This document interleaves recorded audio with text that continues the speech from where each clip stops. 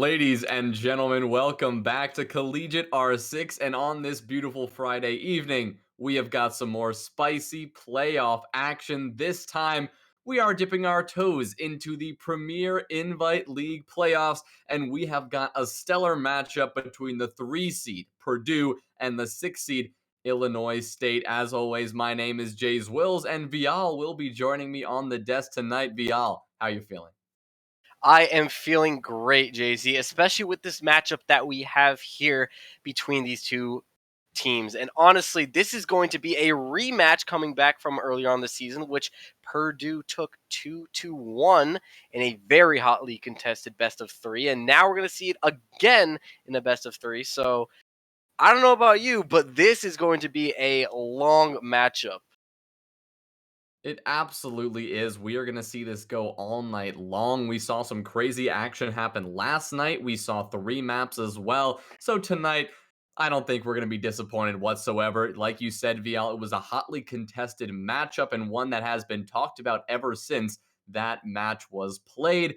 As the regular season came to a close and as everything shook up, Purdue emerged undefeated, a 3-0 clean regular season, and Illinois State, they only had one loss. They were 2-1. And lo and behold, that one loss was delivered to them by Purdue, the team that they now face here today. Now, you may consider this somewhat of an underdog story, but I don't think that would be giving enough credit to ISU, Illinois State. They are a very strong team, and they proved that against Purdue in the regular season, taking them all 3 maps and really making it quite a battle worth watching. So I think tonight it's not going to disappoint. Both of these teams, they absolutely have a chance. And I really think that the team who's been putting in more work in these last few weeks, who's been studying the VOD, who's been practicing hitting the aim labs even, I think that team is going to be the team to shine here tonight rather than the team who's simply better coming in to tonight. Well, you mentioned you bring up the VODs and how certain teams have to go over them, but one thing that they can't go over is the past game they played. Because last time they went to Cafe Theme and Consulate. Today, if we see all 3 maps, of course, we're going to Oregon, that's guaranteed, and we're going to Coastline as our second map. And then the last one, I believe, is Villa. That's going to be our map pool, at least for tonight, for these two teams. And it's a completely different map pool than what we saw these two play last time. And it's going to throw a huge, huge monkey in the works because all of a sudden, you don't know how some of these teams are going to play. They're going to play completely different than last time. Yeah, they are going to be forced to play a little bit of a different play style, adapt to those maps, and adapt to the battlegrounds that these teams are going to end up here tonight. And you can look a little bit at the rosters. You can kind of get a little bit of an idea as to what player to pay attention to or, who's going to shine in those key moments. I've got my eye on Providence and Patience. Providence, of course, that top frag on that Purdue side, the highest rating, I believe a 1.30 rating so far this season. And Patience on the side of ISU has a 1.29 rating. Very evenly matched players, and we're going to have to see which one can shine through tonight. Not only that, but which one can lead their team, which one can establish a good rhythm early on, allow their team to follow in their footsteps, and deliver those round wins that in a long match like this one is probably going to be. Every single one of those round wins is oh so important. And even then, I would even argue that the map that we really have to watch is going to be that second map. Granted, yes, we can talk. Sometimes the momentum from the first map can really lead a team. But for this matchup, I think we have to really pay attention to Coastline because no matter who wins that first map, yes, they're going to have that leg up. But both of these teams, especially Purdue, we know, can come out guns a blazing on a map like Coastline. And it gets me scared, especially since I believe they picked it, or I could be wrong. I believe ISU might have picked this map. I'm not exactly sure. I forget now. But either one of those teams can come out extremely hot and just blaze through the other team and take us into a third map or shut down the opposing team.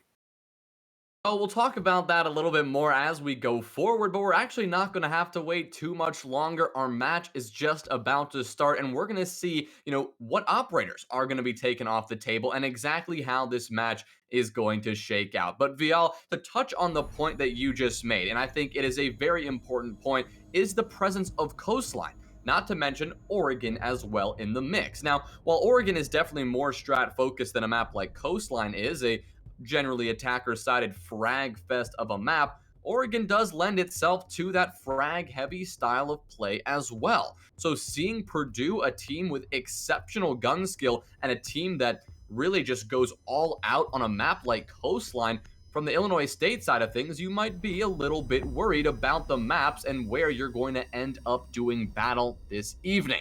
But the one thing you're not going to have to worry about for both of these teams will be those EMP grenades. We're not going to see the Thatcher in play. And of course, to everyone watching, that is no surprise whatsoever. We are going to have to focus on Snail as well. This is a player that is talked about all the time on this ISU roster. Not only a very prominent member of our community, but one that has a lot of trash talk surrounding the matchup. So Snail, we're going to have to see if he goes negative, if he goes positive. We're going to have to see exactly how it's going to shake out with him, because that is something that I think everyone in the chat's going to be focusing on and talking about after this matchup. And of course, with a player leaving the lobby, we're going to round out our ban phase here before we get that player back on in. You've got your Monty and your Mira, who will not be a factor.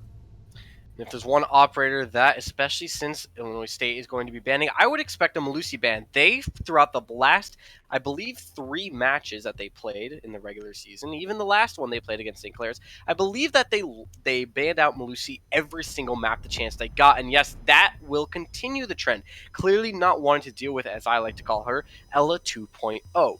They don't want to have to deal with that extreme clear and using utility on any of those gadgets. So makes a lot of sense. I wouldn't want to get rid, or I would not want to be playing against her either. And now we will have to wait as we wait for, I believe it was Hooked Up, who left the lobby. Will have to come back very soon. Yeah, the technical difficulties here getting these players in the lobby, but that's also another point I wanted to bring up, because I mentioned Snail. I mentioned the fact that keeping an eye on this player is going to be so fun for the duration of the night, but I had the chance to talk to Snail earlier this morning, and he told me specifically that his computer was his game rather, was just absolutely in a horrible technical state. Every time he gets into a gunfight, his game is freezing, everything is disoriented, he drops frames. Now, regardless of the truth of that statement, I think it will be interesting to see how that plays out, if Snail is able to win in those gunfights, and if these technical difficulties that many of these players are already experiencing, how much of a factor that is going to be. Because not only is technical difficulties in a gunfight an annoyance to deal with, but having a disconnect here or there shakes up the rhythm, shakes up your confidence, and is no good omen, at least, going into a matchup that you are going to have to come into guns a-blazing. Yeah, especially in a matchup like this, especially when it's your playoff dreams on the line here to continue on in it.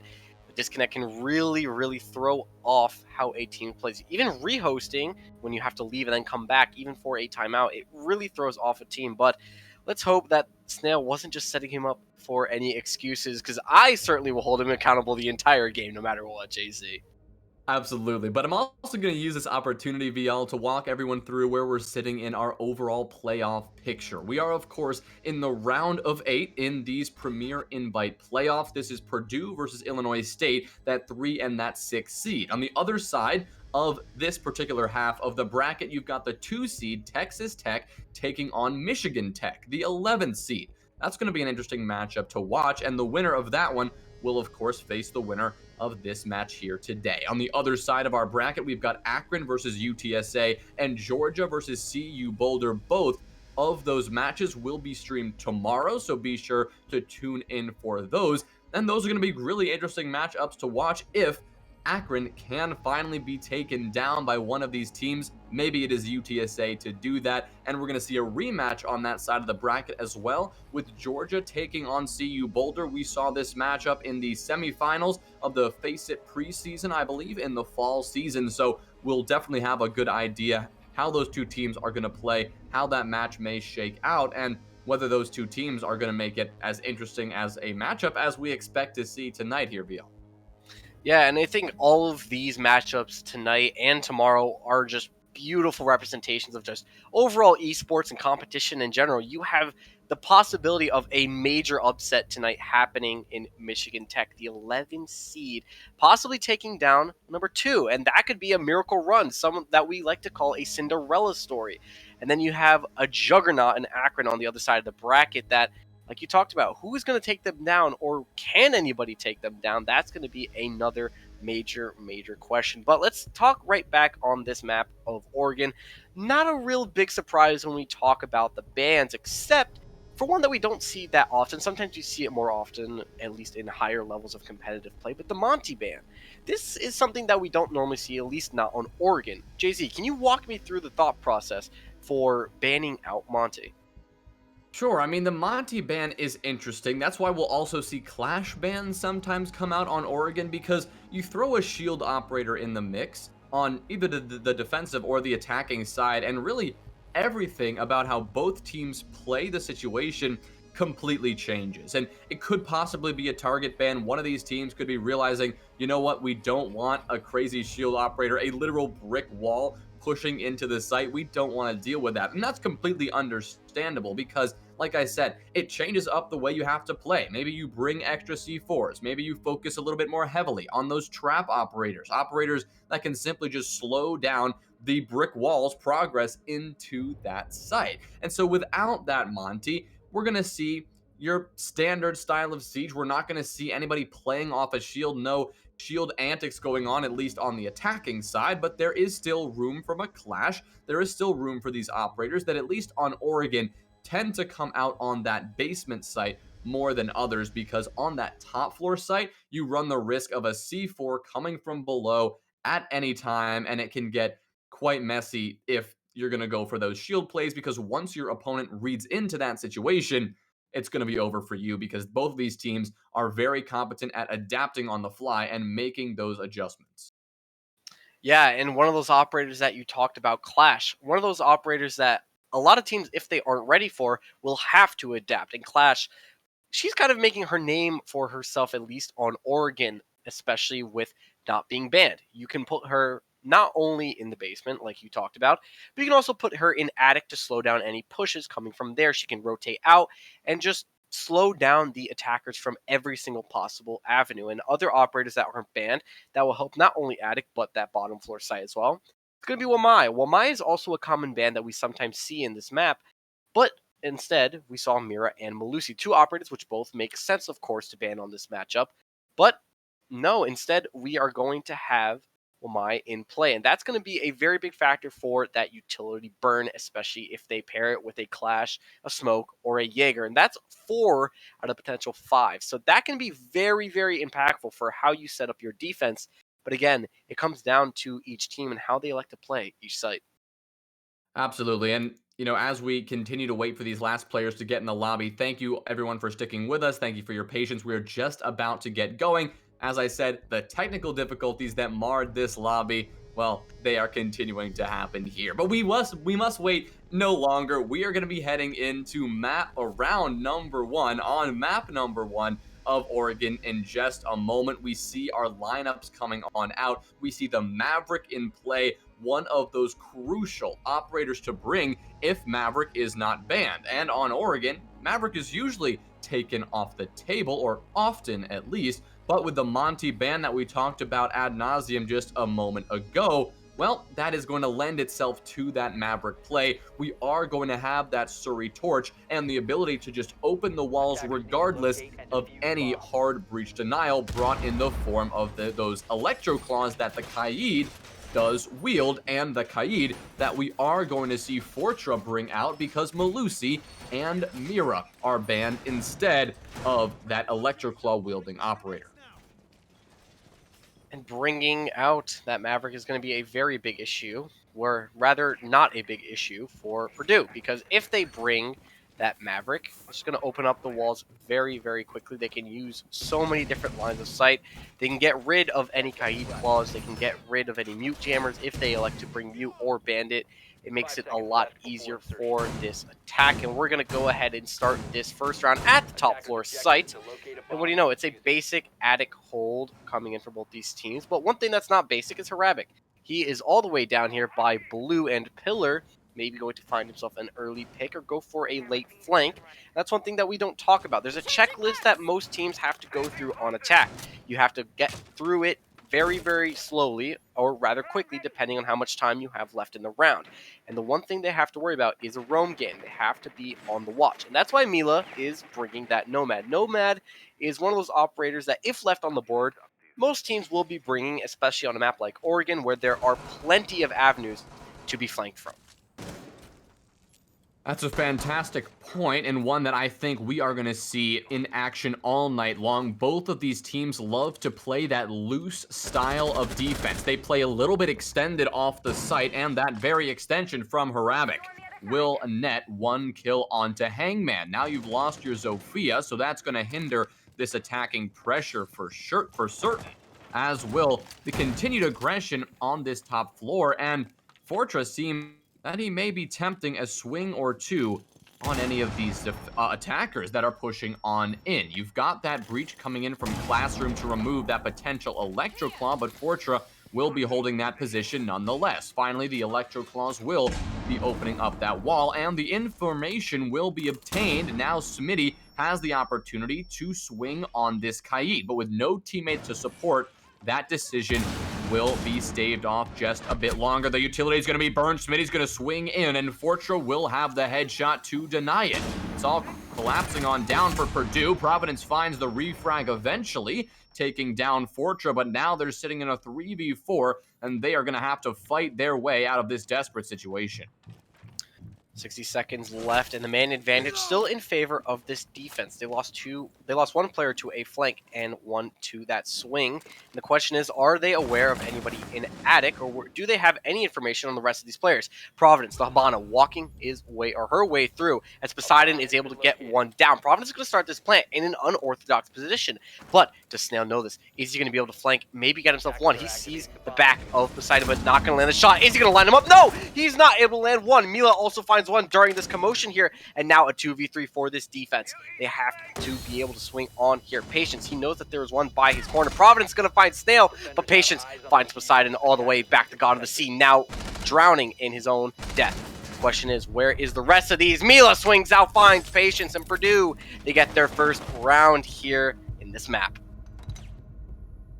Well, round number one, firmly in the hands of Purdue, but a brilliant comeback orchestrated methodically, one kill at a time. Illinois State had the advantage throughout that entire round, but it slowly came crumbling down around them. We saw Snail peeking that breach from that attic to trophy wall, and unfortunately missed a couple of really good opportunities with that SMG-11. The recoil there, a bit too tough for Snail to control, given the alleged frame drops he is experiencing. So we're going to have to see Snail clean his act up just a little bit moving on forward, but we saw a brilliant take there from Purdue.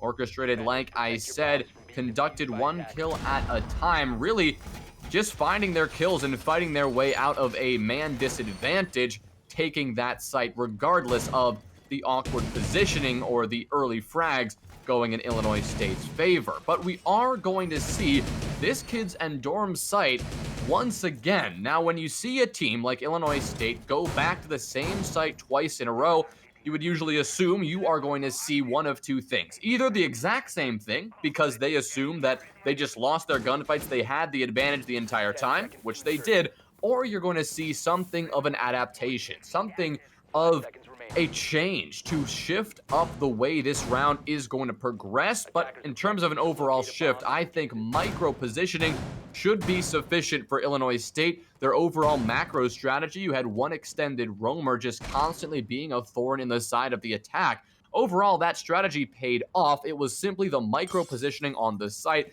the awareness or lack thereof to take a couple of gunfights that really bit them in the back there. They're going to have to make those changes as Purdue is looking to get this second attack underway.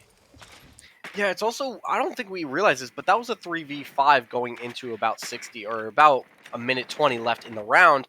And Illinois State just weren't aware of where they had to position themselves, and they just weren't able to win their gunfights. Now, the question is, are they going to replicate that exact same strategy, or do we see them come out on top on where they choose to position themselves? They still have to get this wall open as they chose, or will rather want to this time.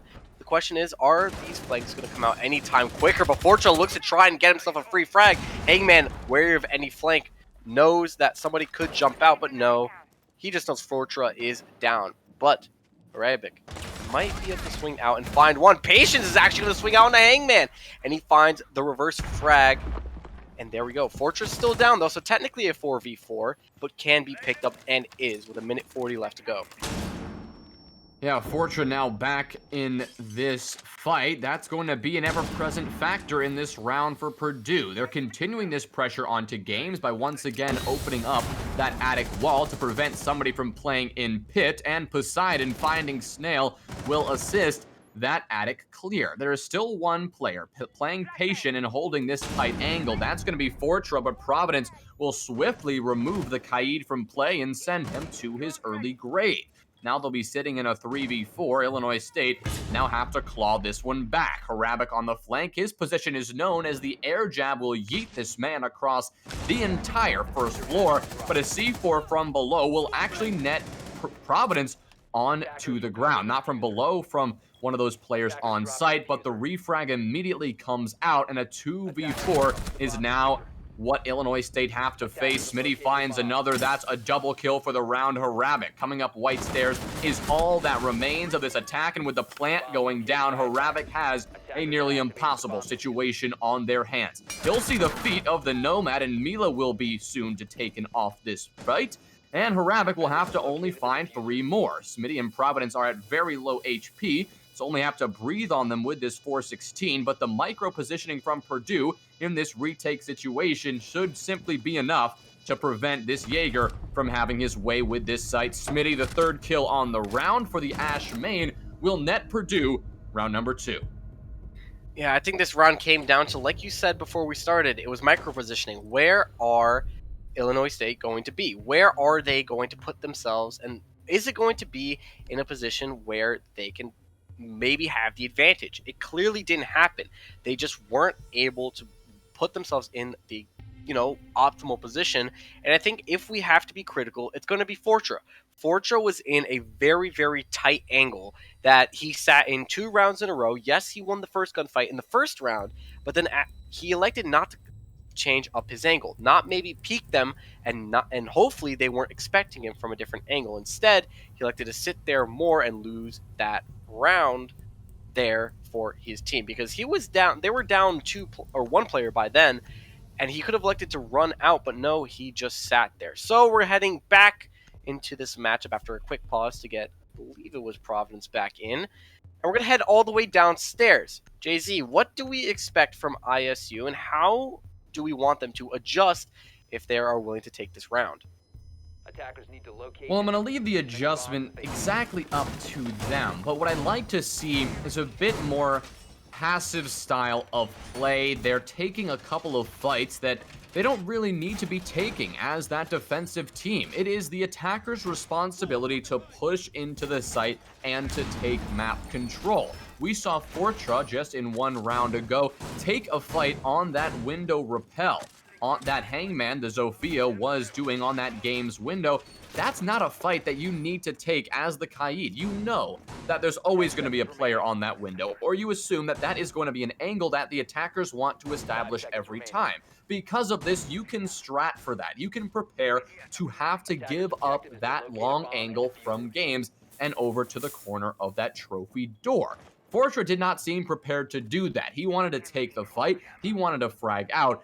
And, well, he got punished for it. I mean, eventually he got revived, and that was not the fatal blow that was dealt to the Kaid, but that is indicative of the type of micro-positioning mistakes that we're seeing from Illinois State, but also indicative of the type of play that Purdue are bringing to the table. They are playing quick and decisive, and they are punishing Illinois State for even the smallest mistakes. That is going to be the theme of tonight. Which team can play tidier? Which team can play closer to the chest and prevent those mistakes from, being a big factor and prevent the other team from the opportunity to capitalize on those very things. So now in round number 3 on this basement site, which lends itself even more to that turtle style of play and that passive style of play, I do expect to see that from ISU here. But with a couple of rumors on this extension, you've got Harabik on T1 waiting for Mila to push on in.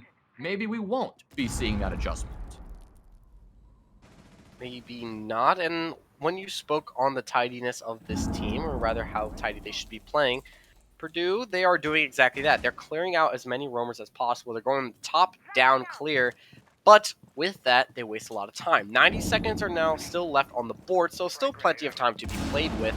But they still have to worry about that micro positioning that the defense could use.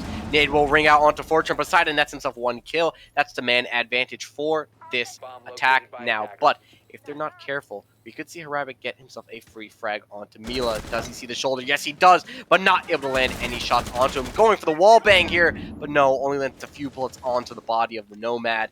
And as the rest of his team is going to be pushing in, Hangman is trying to push all the way through. Laundry maybe gets spotted out, flicks all the way back around to get himself Valkyrie cam. The question is, where are the rest of his team, and are they going to push in immediately through these tight angles? This could be a very, very close funnel, and if they aren't careful, if they lose these gunfights, it's going to pay them the price, because whoever goes in immediately is going to have to be worried about Snail with that shotgun up close with just about 35 left to go.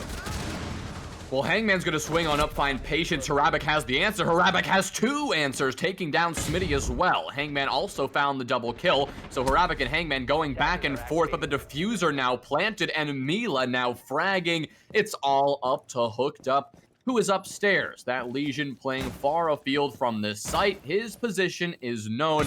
There are air jabs aplenty. There are claymores aplenty for the Legion to conquer, and this retake is going to be brutal. Providence has now spotted Hooked Up. He's going to go for the pre-fire on Z, and the shots will connect. Round number 3 in the hands of Purdue as well. Yeah, Purdue, it just looks like they are playing a lot better. They are playing with an upbeat tempo that sometimes when you're on the attack, you need to have. You need to have an upbeat tempo to just force your way through and power your way through to more rounds for your team. And you have to take those gunfights that sometimes you don't necessarily want to take. And we might be seeing another pause here as Poseidon has yet to come into the game. He will be leaving shortly, hopefully to get him back in. We don't like seeing this happen very often, but sometimes it does happen, like you mentioned, Jay-Z. It does happen, but I do want to focus a little bit more on these few rounds that we've witnessed. In that last round, we saw Purdue orchestrate a seemingly perfect attack on that laundry bomb site, and they did so through pressure from laundry stairs entering from that side and also pressuring from the freezer side. They used the soft destruction already made by the defenders to get the crossfire onto that central island, and they got the diffuser down again. Now, according to my notes, that is 3 rounds on Oregon, all 3 of which have seen the bomb go down and 1 lone player of ISU in a retake situation. And for a frag-focused team like Purdue to get the diffuser down 3 times, I think is a perfect example of the kind of playstyle they're going to bring here tonight. They are going to be very objective focused. They just want to get that bomb on the ground, because at that point, the attackers become the defenders. The defenders have to force their way into gunfights that they do not want to take, and you have every advantage in that post-plant situation. So 3 rounds where we have seen a post-plant, and 3 rounds where we have seen Purdue take the win. Now, I don't think that is a coincidence. It certainly is not, but I'm going to be very interested that after this half, I want to see the split come out, because no matter what the split is, I think it's going to be up to Illinois State to see if they come out guns a-blazing on this attack. Now, granted, it could be an attacker-sided day for Oregon. It happens sometimes. Some teams just come out better on an attack, and defending just tends to be harder. It does sometimes happen for teams. But there is one thing I do want to point out when you did notice something about the freezer and laundry take for a team on that bottom floor site, is that you really have to force yourself as an attacker into gunfights that sometimes you will be at a disadvantage at, that the defenders will be taking. So it's all about a double swing and sometimes getting refrags. Now, granted, So was the defense. The defense was holding those angles and also getting the refrags when necessary. That's one of the reasons why I sometimes am skeptical or scared, I guess you could say, when I see that type of take. But honestly, I don't think I can doubt Purdue at this point because they have put up every single round possible on the board. Well, we talked about that take on the basement, but the take on that kids and dorm site was interesting as well. Normally, you see teams go for a games crossfire by first establishing closet control, opening up that master side wall, next establishing attic control by opening up that attic wall and forcing your way in, eventually possibly opening up the trophy attic wall, establishing yourself on that trophy door. Once you get a person in trophy, you have 3 points of crossfire on that bomb site. That's a 180-degree crossfire that the defenders cannot push in. You smoke off the cross, you get the diffuser down, and the round is won.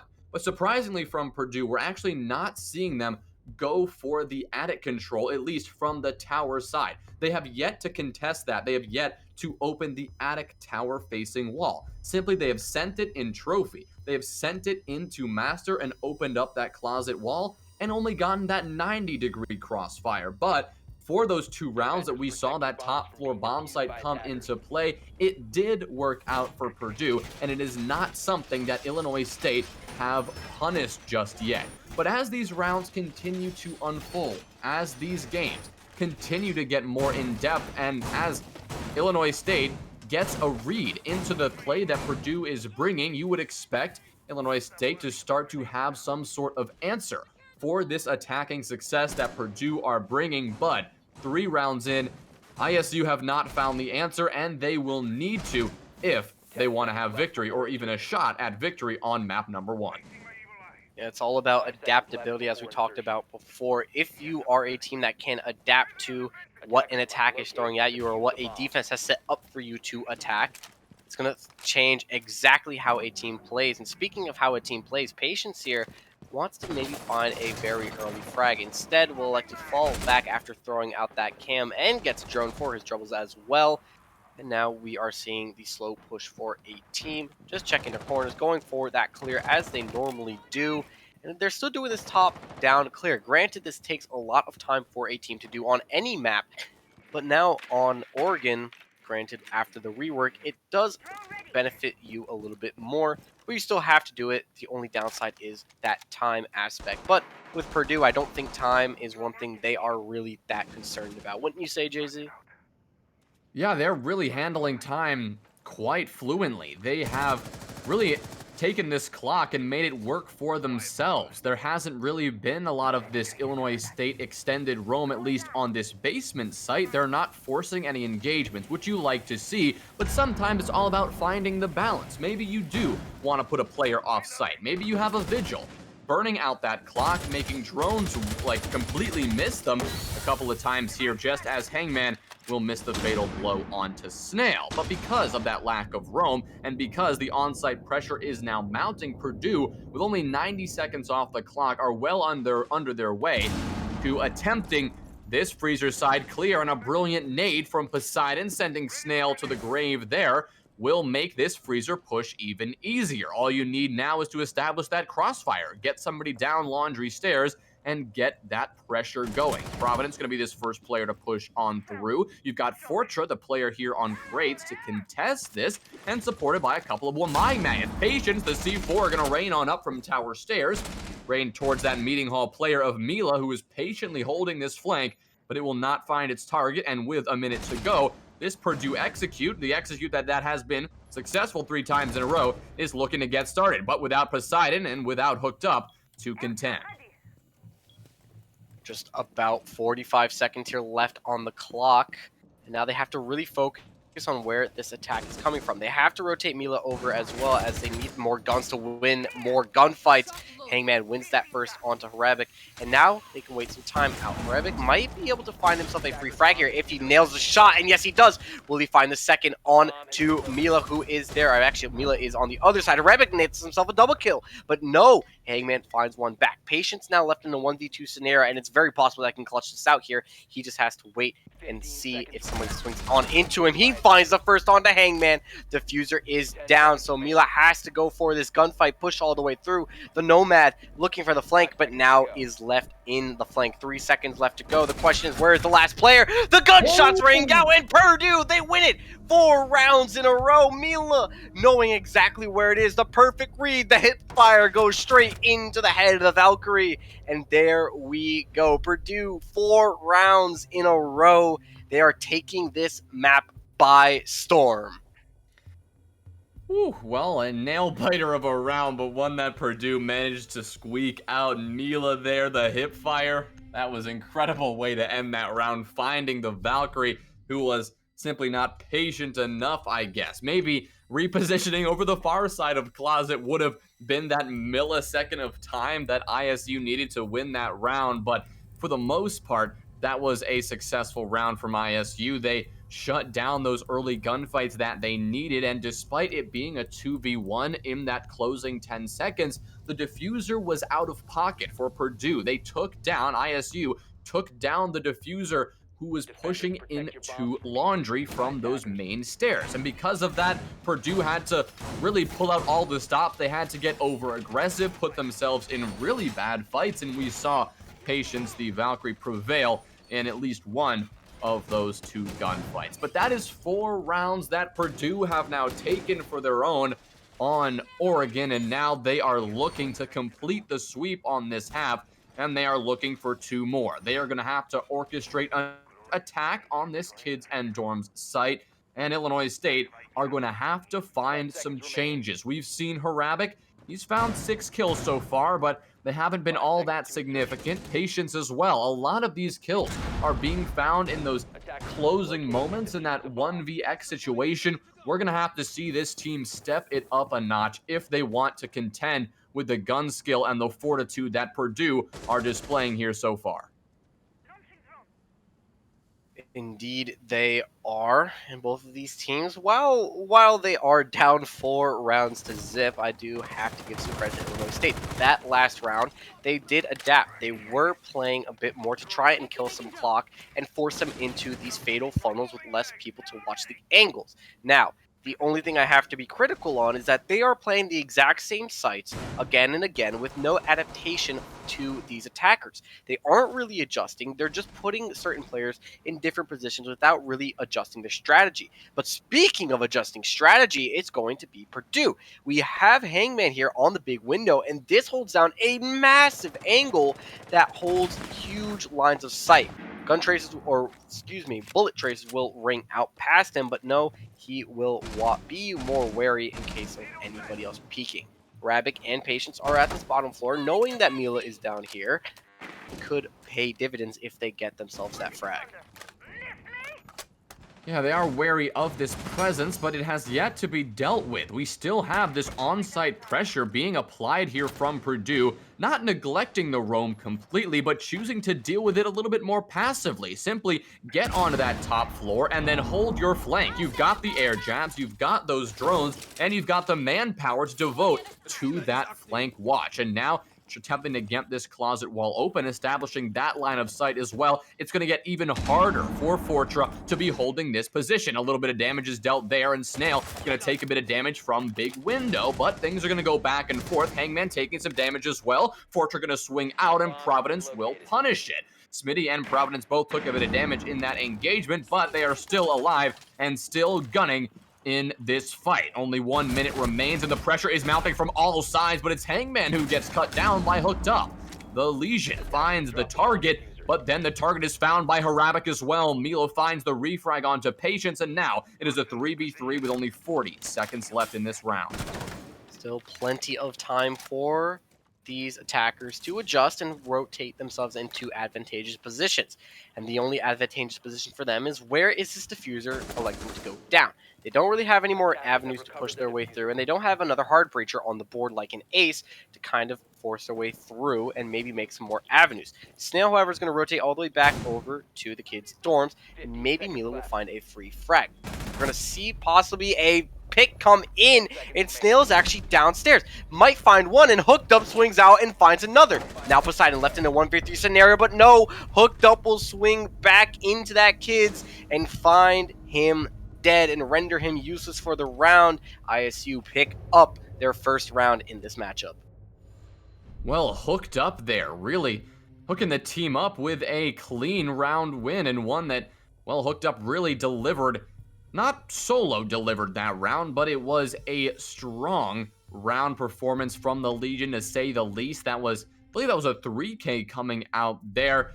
Good stuff from the Legion to give ISU their first win on Oregon. Despite it being the defensive side, and you expect Illinois State to have generally the edge on defense, of course, starting out on a defensive-sided map, you can't count them out of this fight quite yet. You, of course, can count Poseidon out of it because he seems to just get disconnected from this match every 2 seconds, but this is simply what Illinois State have to continue to do. They have to let those individual players shine, and they have to use that individual momentum to allow the entire team to step up into their roles. And it actually does appear that Poseidon will not be a factor in round number 6. Purdue not opting for that rehost, just going to go forth and go in this 4v5. So, of course, this round is going to shake up a bit differently. Purdue are going to have to orchestrate something quite incredible to bring this man advantage back to 0 for Illinois State, but it's something that you know they could do. It is very possible they can bring this back in their favor, especially that they're going back down to this downstairs site. However, I do get a little worried, especially since it was this bottom floor site where they almost lost, especially because it was due to manpower. Manpower being, if you don't have many people to take a gunfight, you will not be able to get those trades, those refrags, at least in terms of helping out your team. Poseidon will return at least for this, but he will be out for this round. So as we start this and get ready, it's going to still be this top-down clear that we see happen from Purdue. And the question is, how are they going to adjust and maybe get themselves a free frag? And as I say that, Hangman finds Arabic on this deep roam. And that is going to prove dividends for them, as they are going to be able to clear this out very, very quickly. And maybe we see something, very impressive happen, and Purdue turn this back around with just about 2 minutes left to go. Still plenty of time for both these teams to make something happen. Yeah, and with that man advantage now fully dealt with, Arabic, of course, being dealt with, the player at that top of the leaderboard for Illinois State right now, things are continuing to look good for Purdue. Snail has been largely fragless, Fortra only finding 2. These players are going to have to step up because the gunplay and the absolute tenacity that Purdue are bringing to the table is tough to counter, and something that you're going to have to counter in those 1v1 gunfights, if not elsewhere. And if it's coming down to those fights, that crucial fights in that execute, that 20-second meta that we are seeing come into play largely here on Oregon, there's not much else you can do. You just have to step it up in the moments you are presented with, and you have to make it happen. Fortra will do that. Goodbye, Providence. And Mila is now taking some damage from Snail, but Snail is going to get over-aggressive on that hatch, completely forget of the main stairs positioning from Hangman, and Hangman will deal with Snail accordingly. It will now be a 3v3.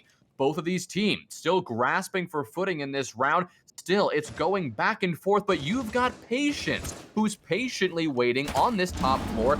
Impact grenade ready. He did it, and now he's going to be looking down on this site. He's actually going to have used that as a bait, and now watch for the main stairs position, see if anybody is willing to challenge him. But the site pressure is mounting rather than that vertical clear. Patience is going to have to capitalize on this from Purdue, because if he's not careful, all of a sudden, Purdue will be on site and the Legion will be off it. And with 30 seconds to go, Purdue is pushing on in. We're going to find a bunch of frags get reeked through from both of them. Mila and Hooked Up will find trades for both of his teams, and Hooked Up, 81 bullets in this mag, will be able to not find one. And now, all of a sudden, Purdue are left in a 2v2 the one scenario in their favor. 20 seconds still left to go. They have this diffuser in hand. The question is, where is it going to go? And Smitty is caught off guard. Patience now with that angle, but Mila knows exactly where he is, so maybe he's going to be able to get this plant down here, and he's going to stick it. 6 seconds still left on the clock. Patience knows that this has to go down at least eventually, and now has an idea. It's going to be on that B bomb site. But will Mila maybe elect to get aggressive? Does he know exactly where they are? And now he knows where Patience is. Will he find the head? No, not yet. The bullets will come out, but nobody at least yet. Now Mila hides in the corner. Patience knows exactly where they are, and he throws a goo mine, trying to bait out, and maybe will he be able to land the shots? Yes, he does! Patience with the pistol, landing it on the head. Pistol whips Mila, and Illinois State with the beautiful gunplay and the flank will net themselves 2-4 at the split.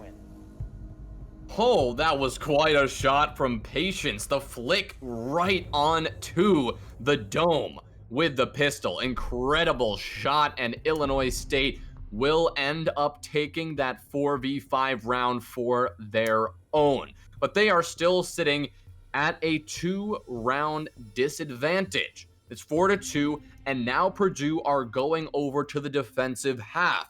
This is that halfway point in the map, and now is the time where we can start to talk round economics, because sitting already with 4 rounds in your hands and now going to the defensive half on your own map pick, you would expect Purdue here to have the overwhelming advantage in this situation. Not only would you expect a defense to be particularly strong on your own map pick, but it's Oregon. It's a defensive-sided map. It is Siege. It is a defensive-sided game as a whole. So this is very much in Purdue's hands. It is their match to lose, or their map to lose at this point.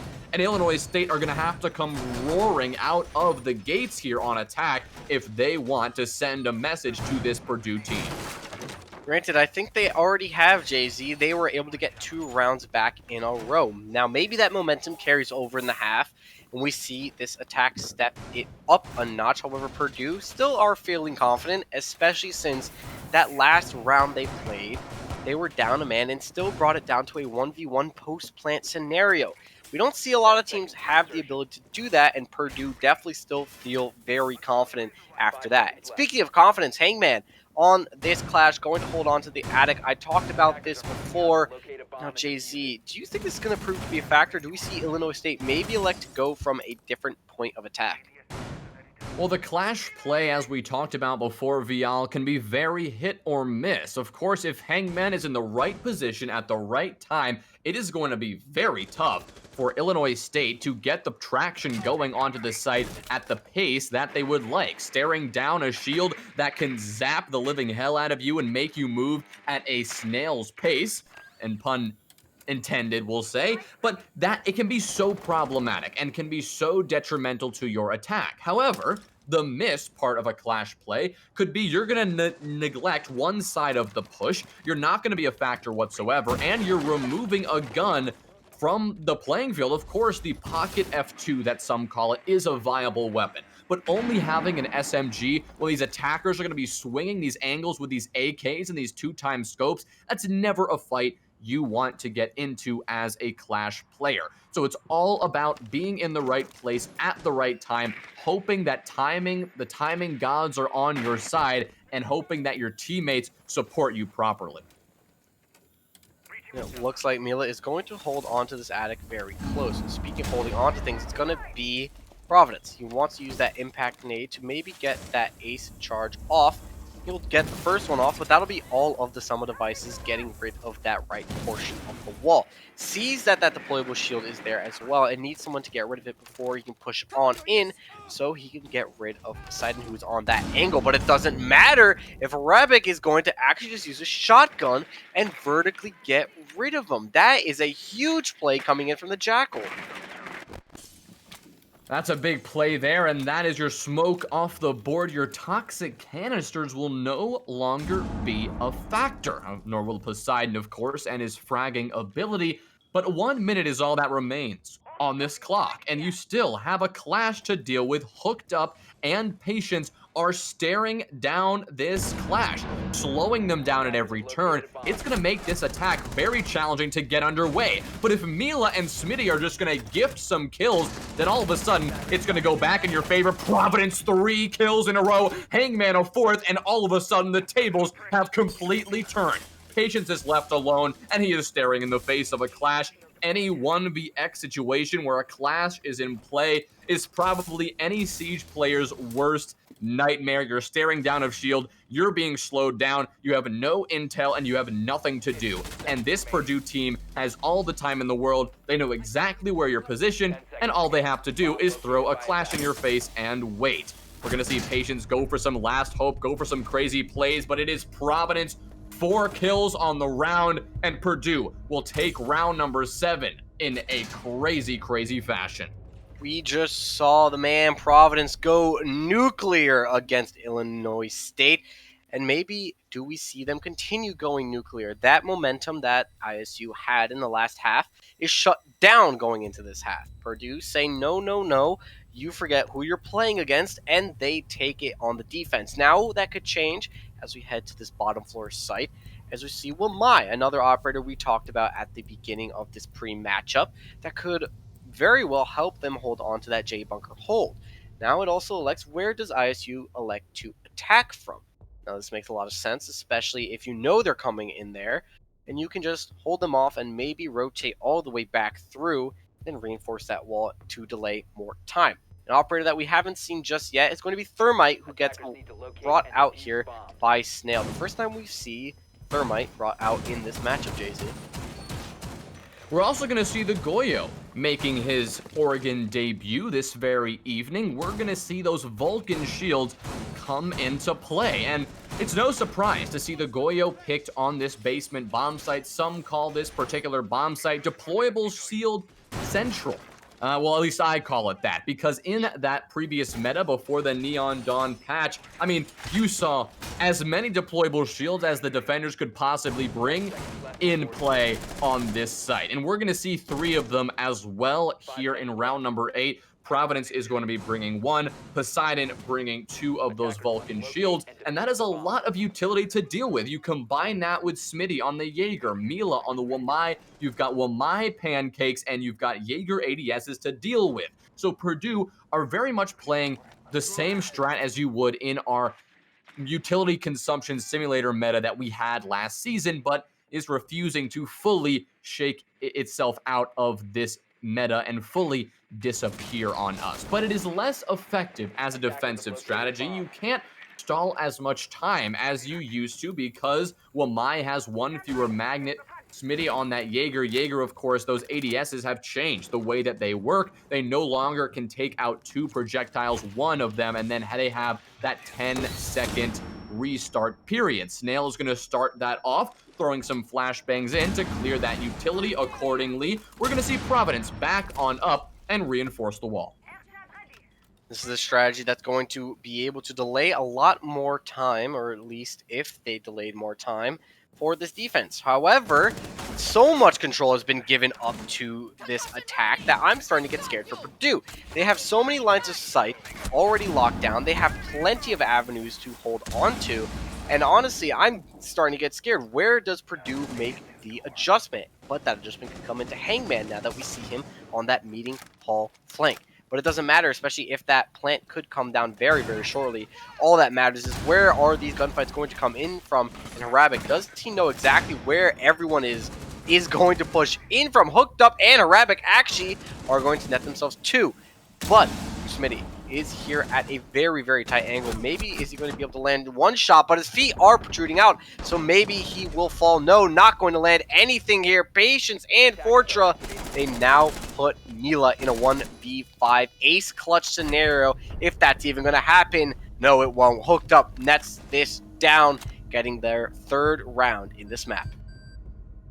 Well, ISU completely changed the pace of the game. They sent it on in the moment the utility was dealt with, and they found their kills accordingly. I mean, we talked about it just before. That all shook out in the way that it did. The utility consumption simulator meta is no longer as strong and as reliable as it used to be. And so playing into that heavily really lends itself to more aggressive styles of attack. Illinois State did a perfect job of reading into the situation that they were dealing with, a very common defensive setup that they have dealt with time and time again.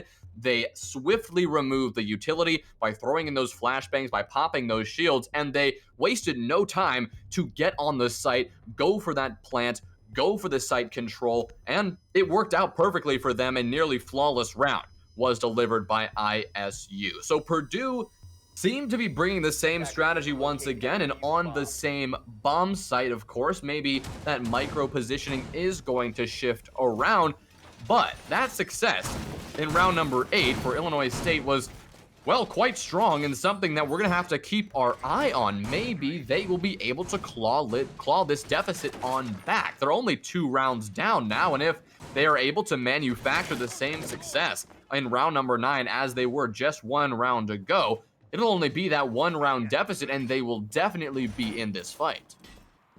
Yeah, I think we also have to ask about this adjustment here in the J bunker hold, because with 2 minutes still left to play, they gave it up and they had to come back and reinforce.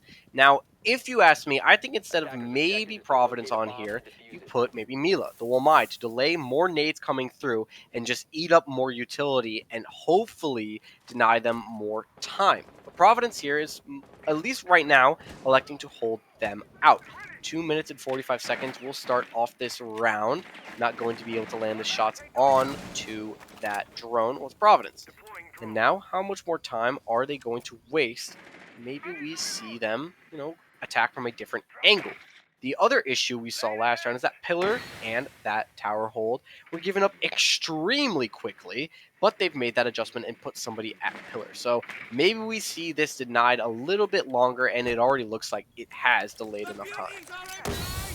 Well, you mentioned the time delay that this position can net you, and the problem, of course, is that the ADSs no longer burn as much utility. Providence can no longer safely hold this position as soon as those toxic babes are expanded, and as soon as the push actually comes in. And here it comes. Providence is now going to be forced out. All of his toxic babes are gone. 1 frag rains through. More flashbangs here to burn this utility. Providence is now going to get a frag right to the face. He's going to get stuck in the rotate, and he's going to get cut down. Waiting too long was the detriment to this. Fortra finds another. The R4C doing its job well, cutting down Hangman and putting Purdue on a huge back foot here. Illinois State have a 2-man advantage right now. Storming into sight is their next step on this attack. 5 versus 3 and a 5 versus 2 as Hooked Up finds another. Mila finds 2, Smitty finds another, so it's going to equalize all of a sudden in a 2v2. And once again, ISU are struggling to close it out in those closing moments,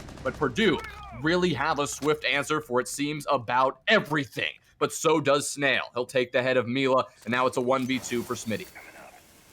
60 seconds still left on this clock, so plenty of room to work with if you're Smitty, but not anymore, because Snail will cut him down, not moving at a snail's pace anymore, as he nets himself the double on this round to close this out, and a beautiful shot landing on the head. There we go. While they are, yes, like you said, it seems like sometimes they are faltering a little bit when it comes to closing out rounds, they were still able to close it out when it comes down to those clutch scenarios. Now, like we talked about before, the deficit is now 1 round. Purdue, they are losing a bit of that momentum and giving it over to ISU, unintentionally, of course, but this is where we see maybe the momentum shift. We see that mental game play a factor for both of these teams. Yeah, the mental game is a factor. I'm glad that you brought that up, Vial, because it is going to become even more of a factor as we go forward into this match. And if we see a map 3, it's going to become even more intense. Not only the mental strain on these players, but how long they can remain coordinated as a team. But I'm not going to count these two teams down like that. I'm not going to put them down because these two teams are very experienced. They are in the Premier Invite League in CR6 for a reason. They earned this spot because they are good teams. They can hold their own, and they can do so in a best of 3, in a best of 5, when things are all coming down to the wire. These two teams, they know how to hang, and they can do that. But Purdue is the ones that have to make some adjustment, it seems. I mean, on the basement site, that's simply just not working for them. We saw the same thing twice, and the same thing failed twice. We are heading back to kids in dorms for just one round. However, round number 10, it is Illinois State, who were unable to attack this site last time, and now they will have to do so if they want to neutralize this man advantage and take it to that 5-5 scoreline. And the other question I have is that if you're Purdue and you win this bomb site because you won it here last time, the question is if you pull this back, now you're in range of match point. Do you go down to that bottom floor site where you lost 2 in a row, or do you maybe throw a wild card on and do you go to, say, maybe a meeting hall and kitchen, a kitchen hall and dining? Do you change up your immediate approach because it hasn't worked before, or do you try and stick it again and go all the way downstairs? But that'll be a question if Purdue does win this round. And speaking of Purdue winning this round, that clash is going to be a very big factor on if they can win or lose this round. They know exactly this push is going to come into Attic, and Hangman is going to be the first point of contact. Mila will also be that first point of contact, or at least playing off of Hangman and working together as that unit. This time we are going to see Patience try to get this frag grenade landing true. Oh no, it's a blunder. It's going to hit the wall, and Patience is going to goodnight himself to the Shadow Realm. Oh no, a critical blunder trying to take out the Clash, and it seems that just the presence of this operator is enough to get frags, intimidating the living hell out of Illinois State. They cannot seem to get this Clash dealt with. Harabic trying to apply this big window pressure, trying to make these defenders scramble around on this site. But Purdue, they are remaining stalwart. They know they have attic control because Hangman is doing it. They know they haven't given up games control yet, and ISU seem to be completely stalled out here. Harabic will finally get one. Poseidon gonna over-aggress, not realizing that the big window is a big factor in the round, and finding the grave as a result. Fortra trying to find some pressure here from Trophy as well, trying to get the crossfire established with Snail and Harabic working together as that team. The Legion on top white will hoping to make that more difficult because Hangman and Mila are busy holding down Attic. But Fortra finds the head of Providence, a brilliant swing on that Trophy door. So now Hangman is going to have to shift his positioning if he wants to stall out this push, most likely. But Mila is going to find Snail. Snail's going to shift W on into the site and get punished for it. Fortra finds another, though, on a double kill for the round. Smitty gets cut down by Harabic, and it's Hangman. The Clash in that 1v3 situation. The pocket F2 nets one kill, but Harabic finds the second, round number 10, going in the hands of Illinois State, and it will be that 5-5 even scoreline. The comeback. The attacker-sided map of Oregon, it seems, tonight is going to be the focus. We're seeing all 12 rounds on this first map, and that makes a lot of sense. We see both these teams come out. We know how they play. They are very, very coordinated, and honestly, just a very hats off to Illinois State to really bring that back after that TK. They weren't able, or actually I don't even know, what is it called? A suicide, I guess, at that point? I don't know.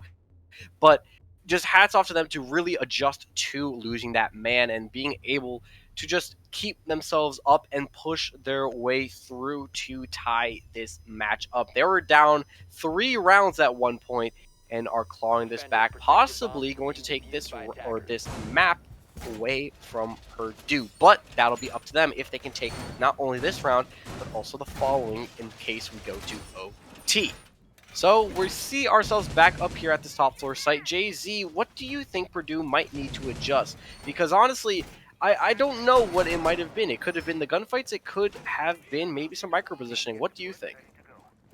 Honestly, I'm a bit perplexed, honestly. I think Illinois State has simply really just come into their own and have seriously stepped it up. I'm not sure if Purdue has made more mistakes than they were previously, or if ISU all of a sudden has an answer for what Purdue are bringing to the table. I really have to applaud what Illinois State did there in round number 10. Of course, I'm not going to applaud Patience ending up taking himself down with that frag grenade, but what they did was simply wait for the pressure to mount on all the other sides of the site before jumping in Attic. The rest of the operators, other than Hooked Up, who was busy pressuring on Attic, waiting outside the window, everyone was busy searching for frags. And as those picks continued to rain on through, all of a sudden the Attic position was no longer the be-all end-all of that site. The defenders could no longer afford to be holed up in there. They had to support their players on the site itself. They had to shift around and change their focus, and because of that, the Attic hold crumbled, the game's hold crumbled, the entire defense crumbled with Illinois State pulling it out. So a brilliant adaptation there for Illinois State. They made the call and they made it happen, but we're going to have to see them do it again. Clash is not going to be a factor. So that is adaptation number one, or change number one, that Purdue is making. They're not going to bring that clash. You've got your Valkyrie and your Mute instead. Speaking of that, Valkyrie all the way down at the basement, trying to find a very early and quick pick, but Fortra is going to try and find that other roamer and gets caught out for it. Providence finds one, and now with 90 seconds left on the clock, they have to be worried about these roamers, or at least the one roamer they know is there. That's Providence, the Legion. This could prove to be a huge thorn in their backs, especially since they know now that Attic is going to be shut down by that Legion watching every single angle possible. Mila here is actually going to get very aggressive on this Mute.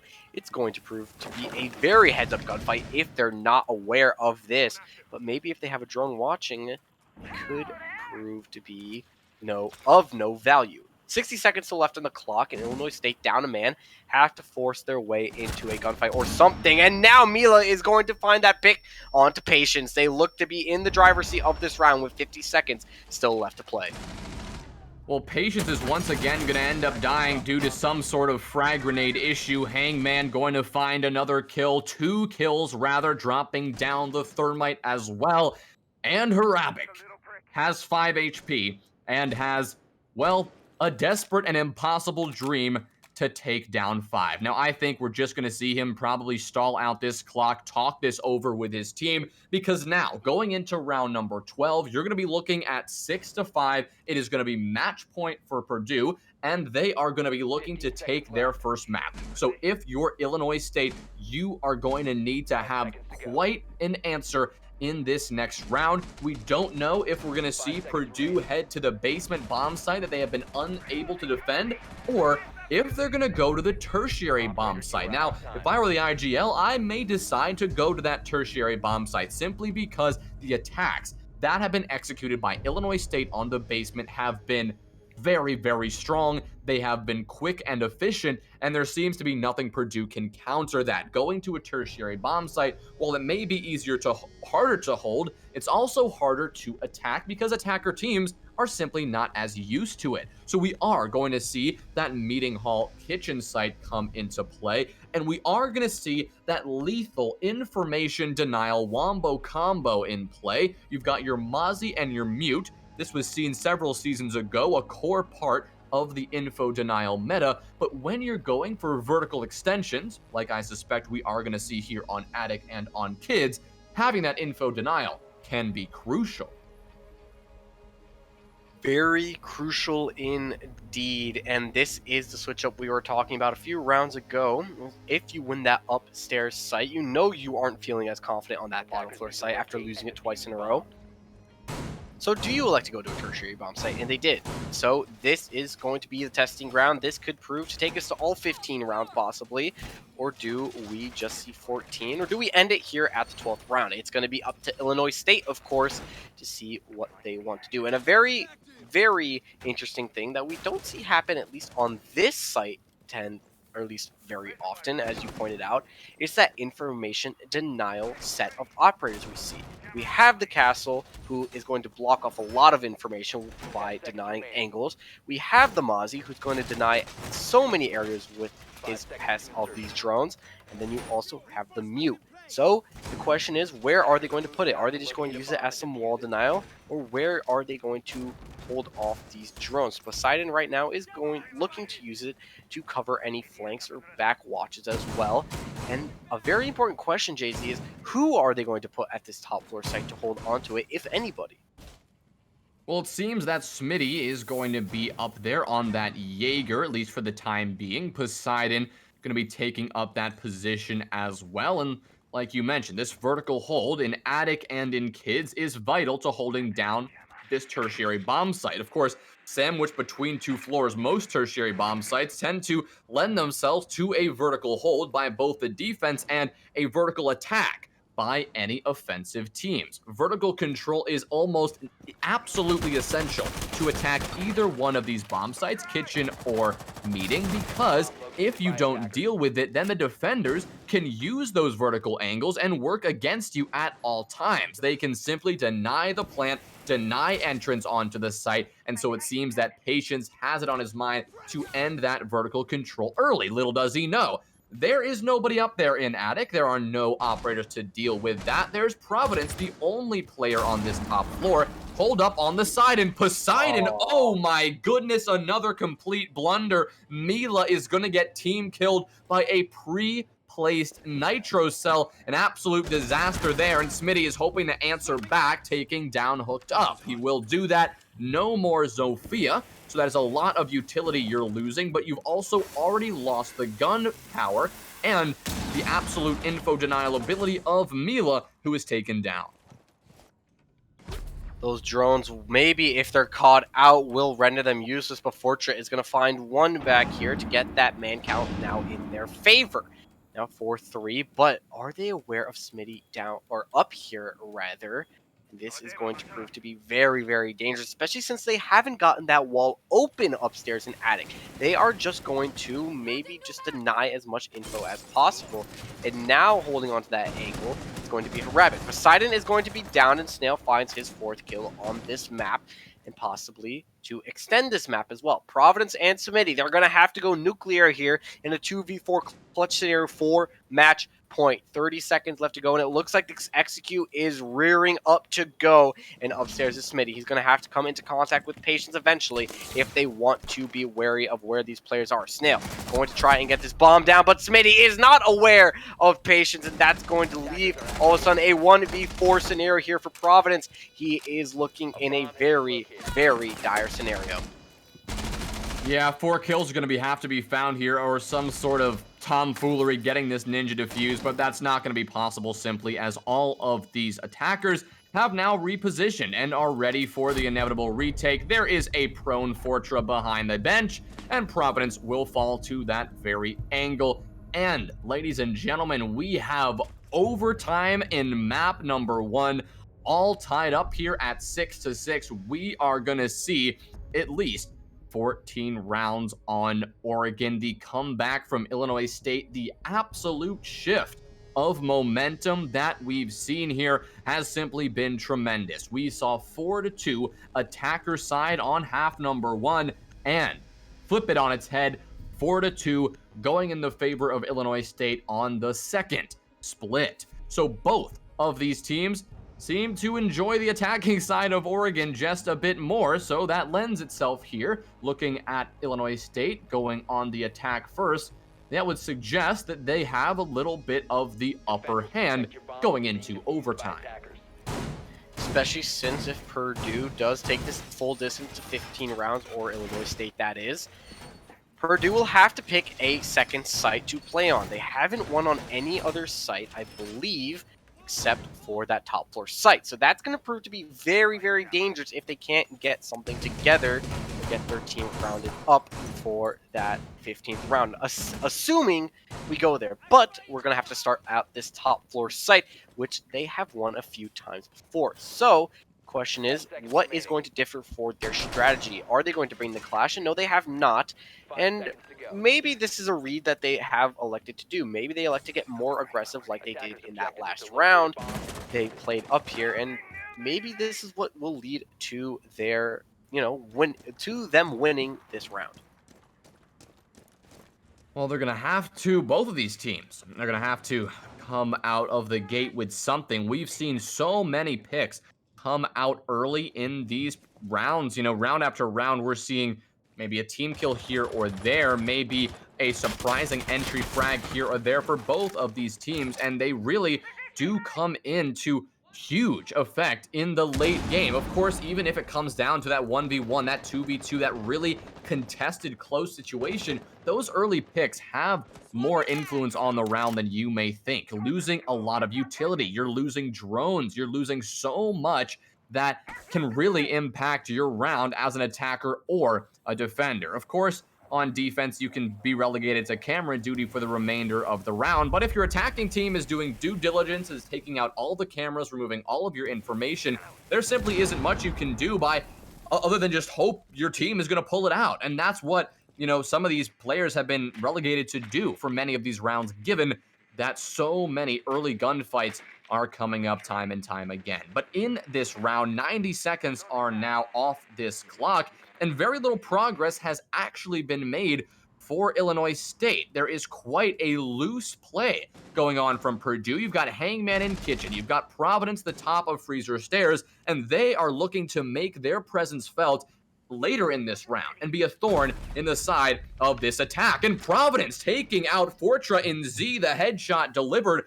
That will be a successful roam for Providence, a successful roam for Hangman. All that is left, back off onto this site and wait for Illinois State to walk into your open arms.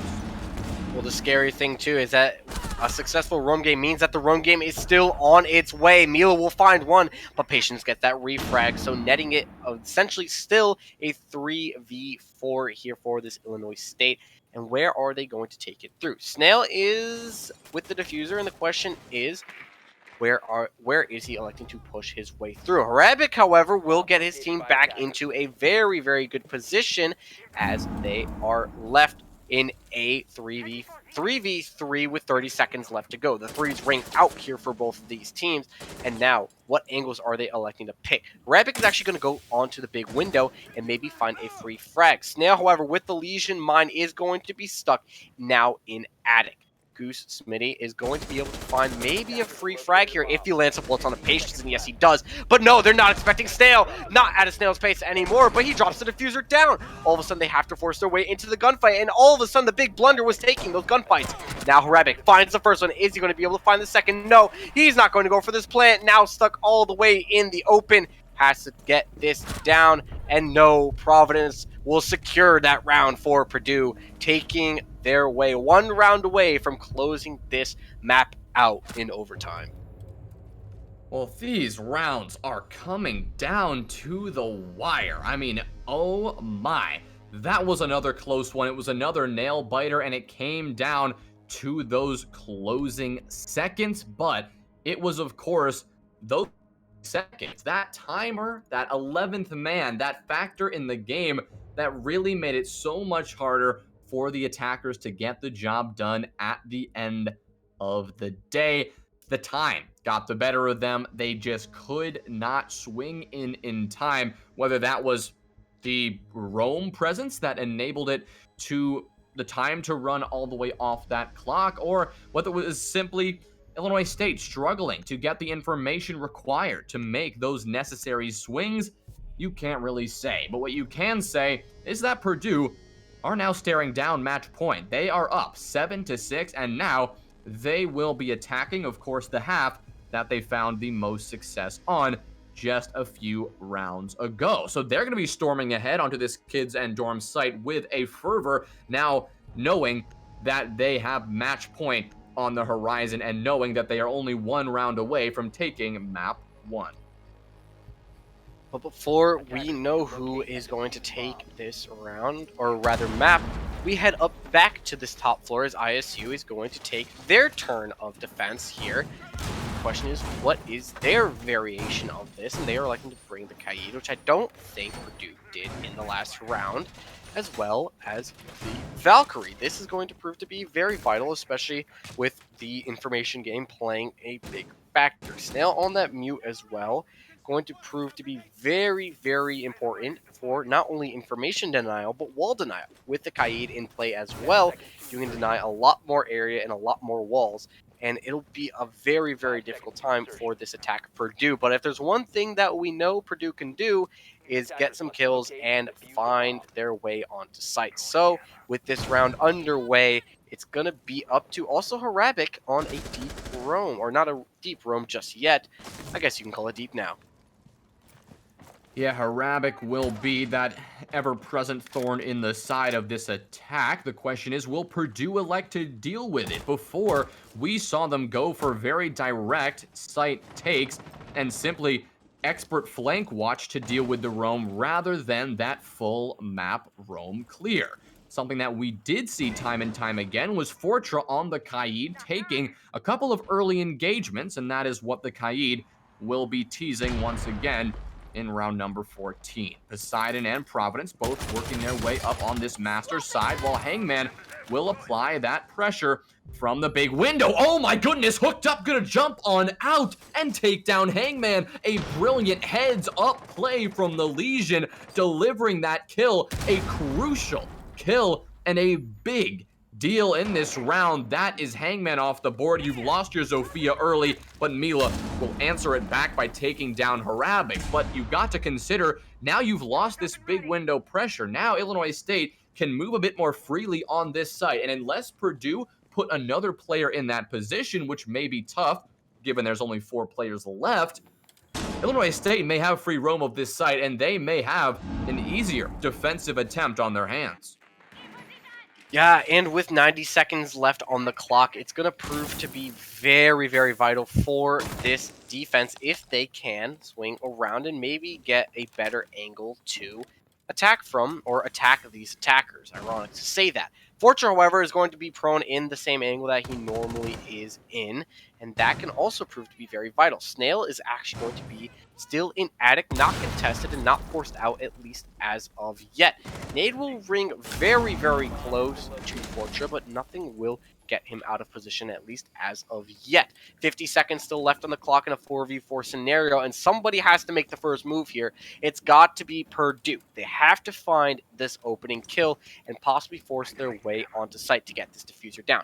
Providence knows that there's someone around this corner, and the question is, does he get peeked by anybody else and then eventually lose the diffuser, or do Purdue elect to split their attention? That's exactly what's going on when we look at Smitty, who's going into this attic, but he gets shut down immediately by Snail, but Providence finds one back, and he's going to get down by Snail, the man with the frame drop, but it doesn't matter. The SMG-11 will ring true once more. 15 seconds left to go. It's a 2v3 clutch scenario here for these attackers, and now Snail with the triple kill. It doesn't matter for him, and now it shuts down Illinois State, pushing us to round 15. Round 15 and map number 1. Just the kind of competitive siege that we like to see. It's gonna go down to the wire. It all comes down to this.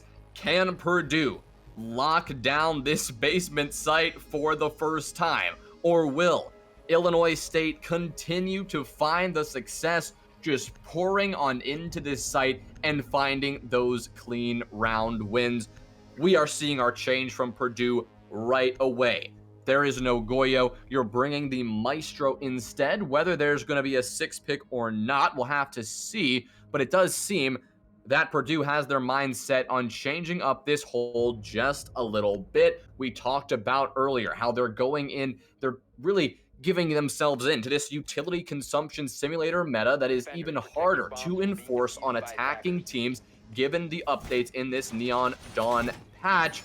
And going into this basement defense again, clearly they're going to change up that strategy a little bit, but how much of that are they actually going to change? Poseidon is now questioning whether they should establish this rotate or whether they should lock off that J bunker elbow position, and they will this time. There is change number 2. They are not going to put Providence in that position in J bunker. They're not going to have to worry about losing that smoke too early, and nor will they have to worry about reinforcing the rotate at that last moment. We saw 2 kills go in the favor of ISU last time Purdue brought that strategy out. So I love what we're seeing here already from Purdue, making some changes that they desperately need because of the overwhelming success that Illinois State has had on this site in the past.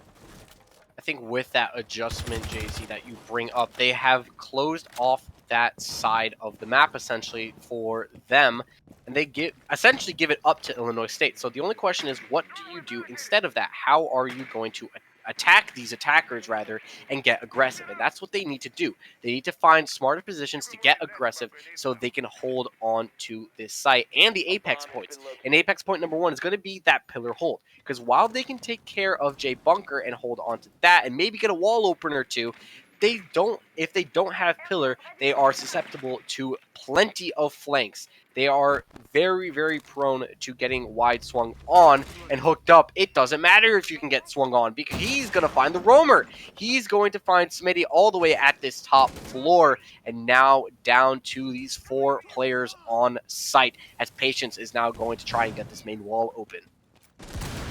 Patience gonna try to get a nade on through that hole to remove the Electro Claw. It looks like that was indeed successful, so now Snail is gonna open up that wall with the exothermic charge. Poseidon does have a Nitro, but is likely not gonna use that to trick the charge.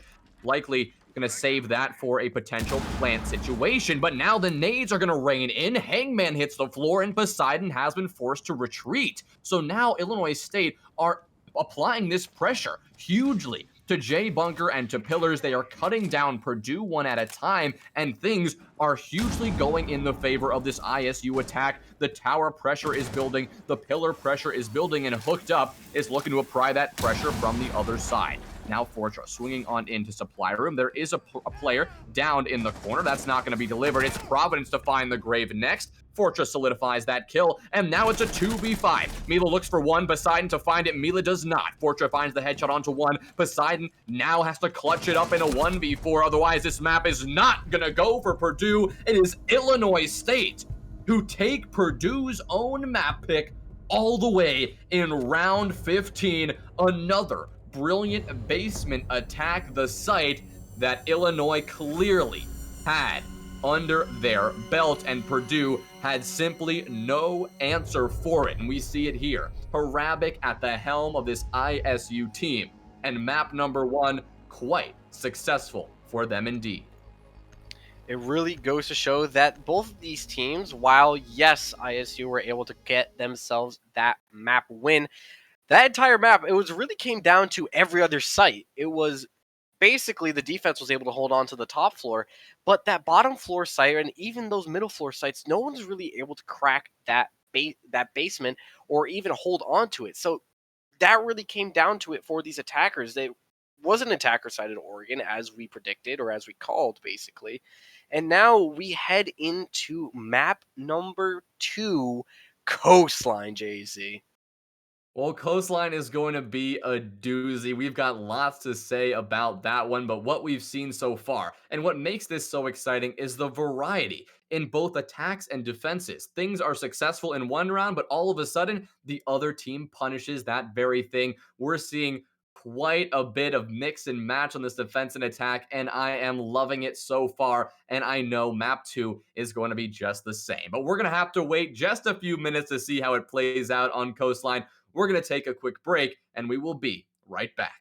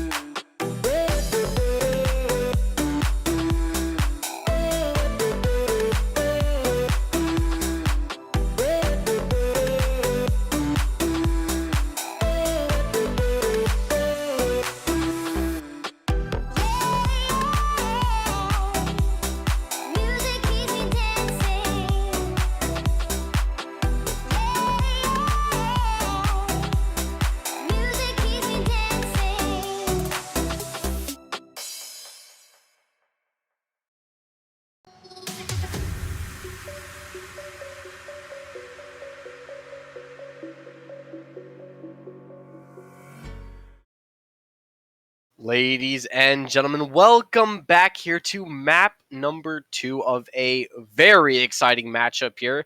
We saw all 15 rounds there in map of Oregon of the 3 seed, them being Purdue, against the 6 seed of Illinois State. I am your caster alongside Jay-Z. I am VL. And Jay-Z, tell me, how excited are you for this map of Coastline? I'm absolutely stoked. Map 1 was an interesting one. It was an exciting one. It went all the way down to round 15. You could not have even asked for this exciting matchup. It is the playoff match everybody wants to watch. It comes down to the wire at every turn, and we're just in the round of 8.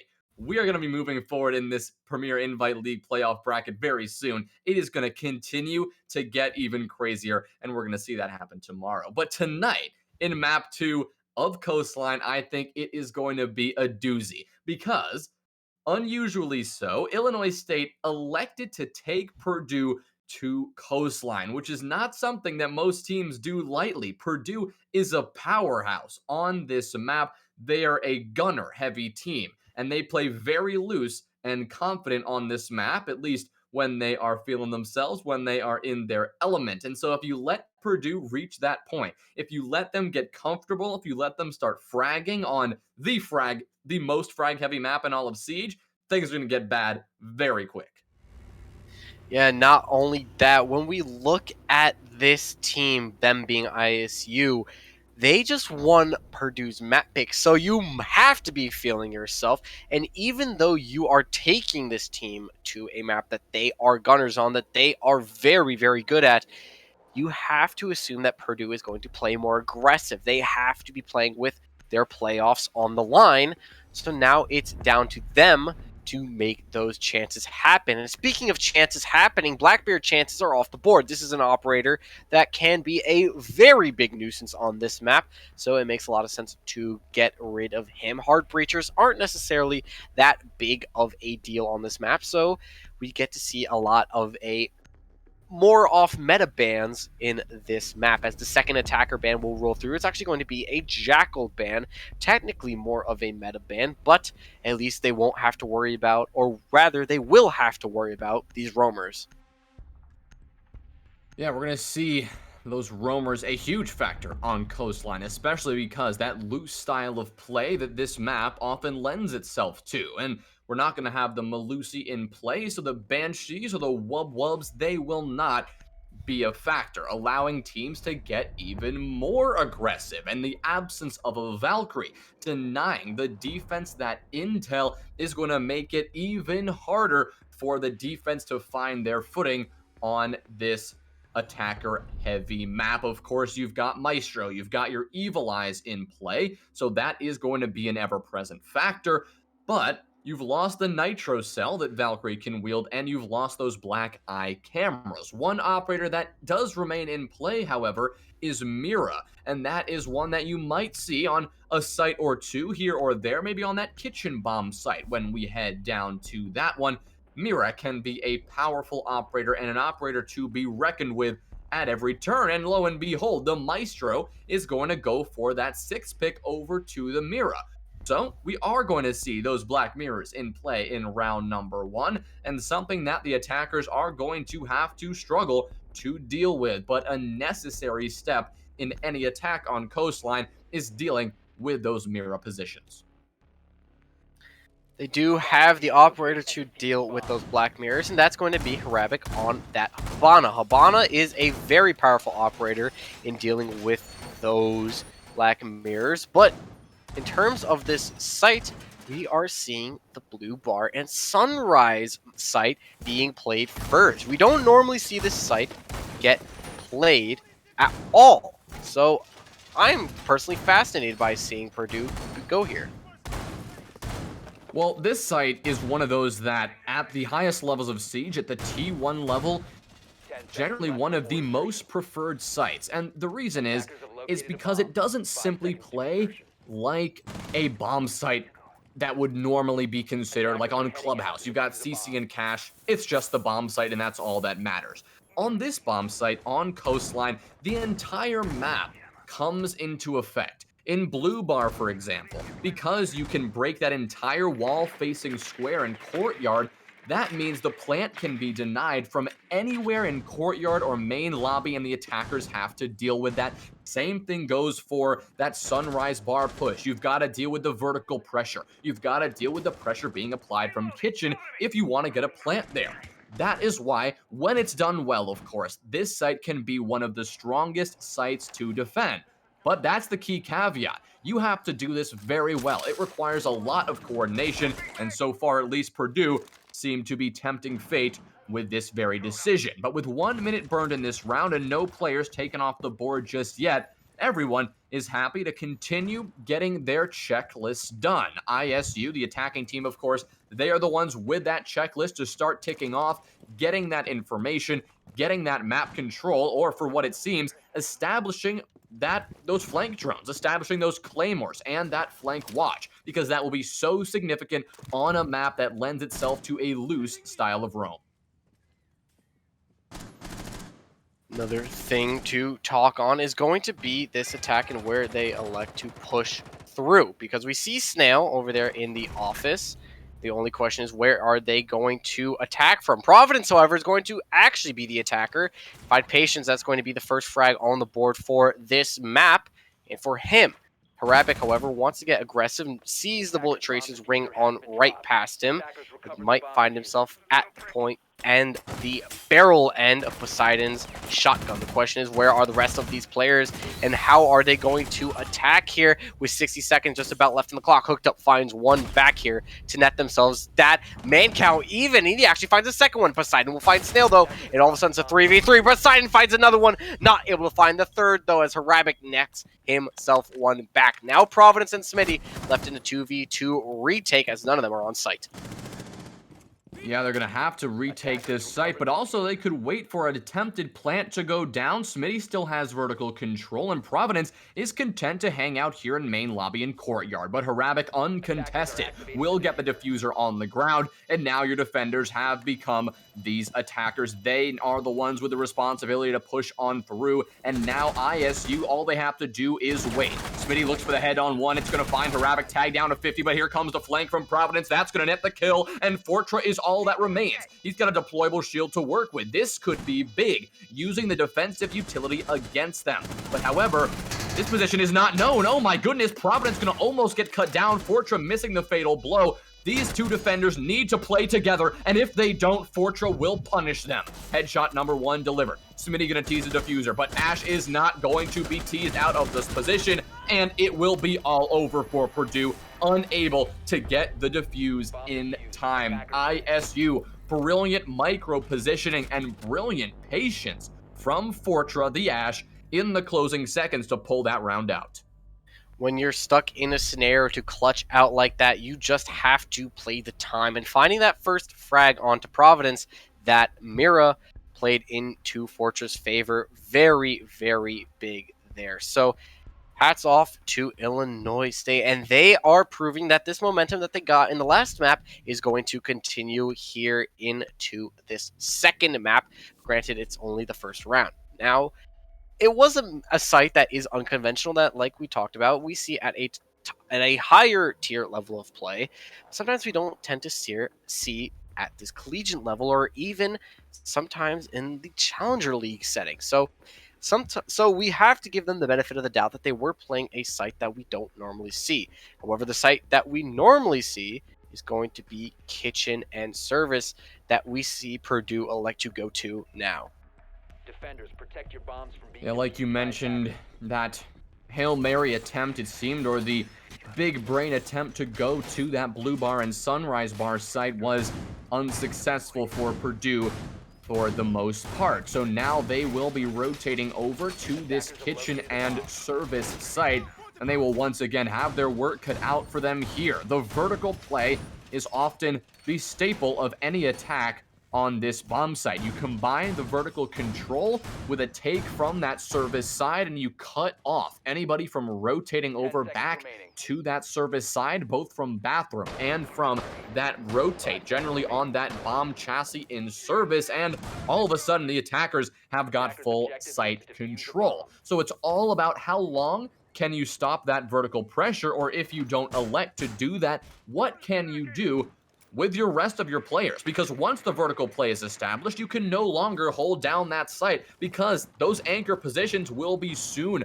spotted out and dealt with breaching charges from above. That is why we're going to see this shield over in main lobby, because maybe we're going to have a defender playing behind that. Mila, rotating down from that top floor, is now going to be taking up that position, one that the attackers are going to have to swiftly deal with, because the crossfire Mila can establish onto Service is detrimental to any attack, to say the least.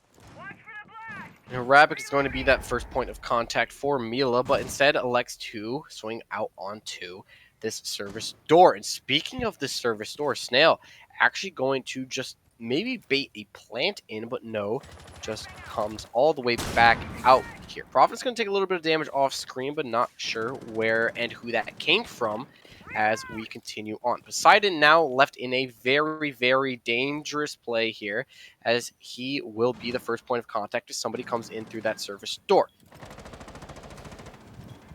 But all 10 operators still remain in this fight. Mila has, of course, been forced to back off a little bit into this bathroom position, but these attackers have yet to find too much foothold. Harabik, of course, is still on the roof.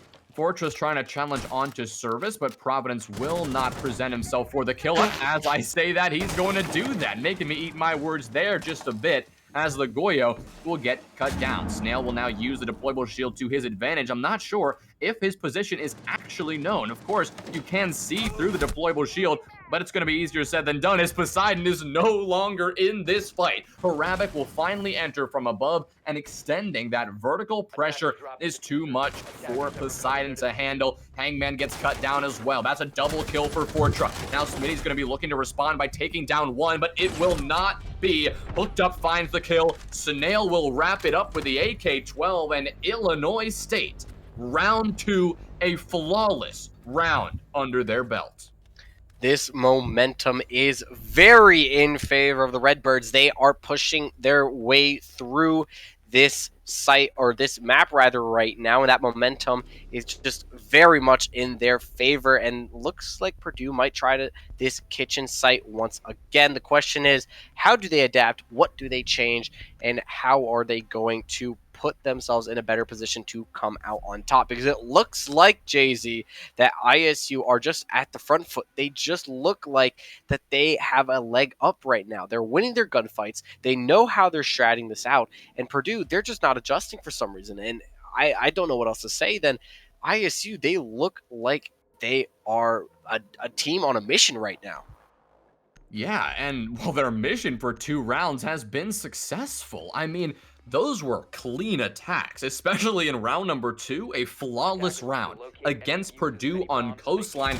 That is not something you can say that you do very often. Any team in Collegiate would speak to that. Purdue, whatever's not clicking for them is going to have to be solved now that they are indeed playing for their playoff lives at this point. But for Illinois State, just keep doing what you're doing, because it is working. Not only are they winning their ones, they are taking map control decisively. They are forcing Purdue onto the back foot. Of course, the individual play of Fortra and Hooked Up is shining, but everyone is contributing here, all making a very fierce attacking force to contend with, and something that Purdue, at least for 2 rounds in a row, has not been able to deal with. But just like we saw on Oregon, Illinois State made that comeback. Purdue could make that comeback as well, especially since this map is considered one of the most evenly balanced maps between defense and attack, with it often going 3-3, or it often going in favor of the attackers. So the attacker side may be having a little bit of that advantage here, but Illinois State, no doubt, looking very competent on Coastline. Clearly, they did their homework on this map. Harabik studying up just enough to take the head of Poseidon, and the Vulcan shield wielder will not be a factor in this round anymore. And a big factor is actually going to be Fortune right here, holding onto a very long angle here, and can just shut down anybody who rotates outside of this bathroom or even outside of this site. And that can just lock down this entire round, honestly, because if he finds another frag, all of a sudden, they have the entire B site.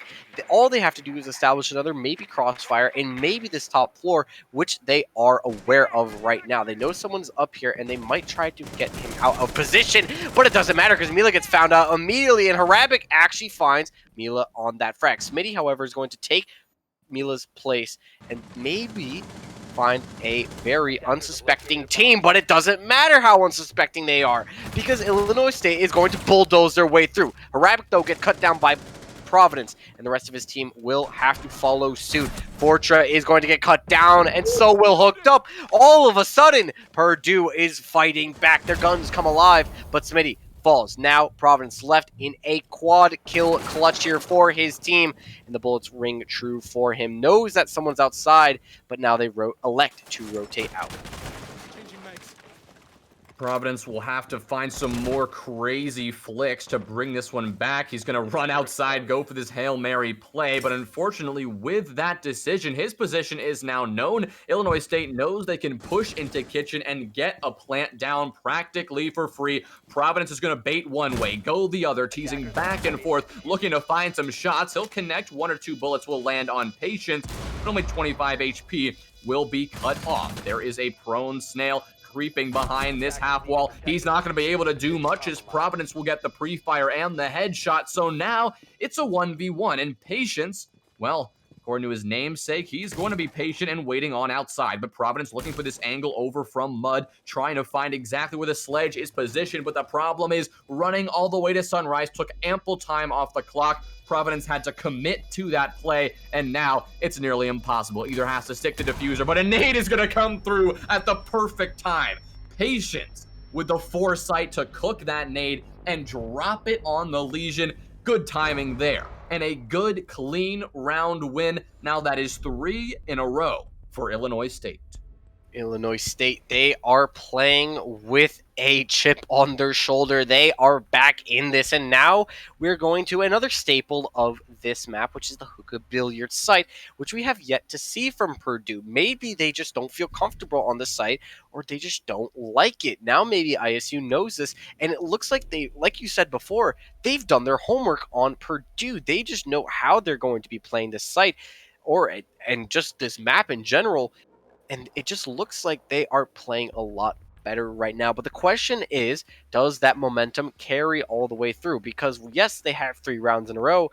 But remember, we saw, I believe it was, Purdue take 4 rounds in a row, I believe, in that first map. And all of a sudden, we saw ISU claw their way all the way back. And this is going to prove to be a huge upset if they take this map.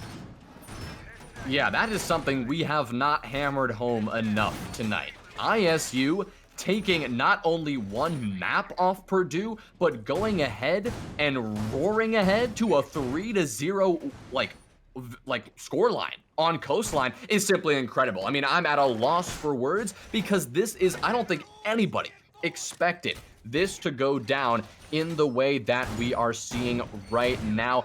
Do not count Purdue out, but take note that Illinois State is here to play, and they are now becoming that very force to be reckoned with that we all expected Purdue would be in this Premier Invite playoff bracket. Illinois State will be looking to continue their success in round number 4.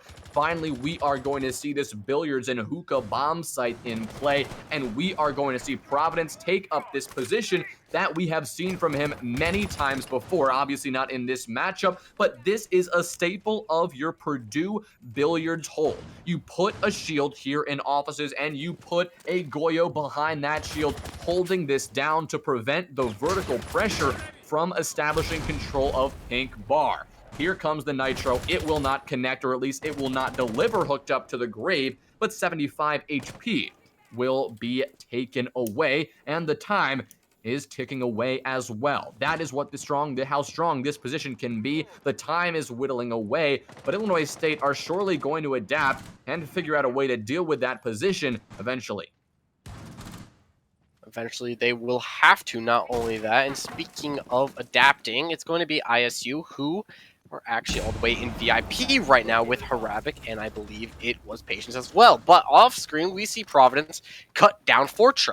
And the question is, where is he and where is the rest of his team? Hooked Up actually finds Poseidon, and that's going to be the smoke off the board. That could prove to be a very advantageous pick, and Providence could be rendered useless. Mila as well is down here at this bottom floor and could catch Hooked Up off guard if he isn't watching that right side angle. However, Smitty is also down here. Hold on a second. There are 3 players on this bottom floor to just find one. And if ISU can read into this, they can force their way all the way into sight, kill Hangman, and possibly get themselves a free plant and put themselves in a post-plant scenario. Well, the plant will definitely not be free because there are C4 lurking below, but as I say that, not only will the C4 be expelled, but Mila will expel Hooked Up from this round. Now it's a 3v4. Now it's Illinois State on the back foot for the first time on this map, and now it's Patience, Snail, and Harabic who have to claw this one back. Hangman just searching for the kill, and now all these Purdue defenders, or at least most of them, have retreated onto the bomb site itself. All they are doing now is waiting for ISU to walk into these gunfights. Providence finds one. Snail on the roof, a brilliant shot there. Harabic looking to find an answer, trying to flash on in, but it's Hangman who finds another, and Providence will clean it up, and Purdue will find their first successful round on Coastline, taking round number 4. Providence going in with the drive-by, able to net himself that kill, and now they are finally getting themselves at that front foot of a round. However, they won't be able to go back to that at all this half. So if the theory rings true that they have yet to win one of these rounds on any other site, we could see a potential of a 5-1 split, which could be a huge deficit for Purdue to overcome. However, like you spoke out before, this is generally a more gung-ho type map that attackers are technically favored sometimes on. Yeah, the attackers often find that success, but it's a defensive game. It always has been, and on Coastline, it still is. I mean, when I say this map can be attacker-sided, I mean by the slimmest of margins, 51% to 49% at the absolute most. Of course, the defensive team still has generally the advantage in every situation because all they need to do is wait. The time is on their side. The attackers have to swing them, but what Coastline and the overall map design does so well is it does not allow the defenders to have any essential power positions, or at least invulnerable power positions that can be held for the entire round. And that is why this map is more attacker-sided than others, simply because there is vertical play, soft destruction, angles, crossfires that can be established from almost anywhere. And that is why we are seeing, an attacker-sided map right now, but that is not going to fully quantify what Illinois State are doing to Purdue. 3 rounds in a row. That is the momentum on their side, and Purdue had finally found that answer in round number 4. But the question is, can they continue that momentum? They can't go to billiards and hookah again. They have to go back to one of these first floor bomb sites, and it's going to be Kitchen, the site that they chose.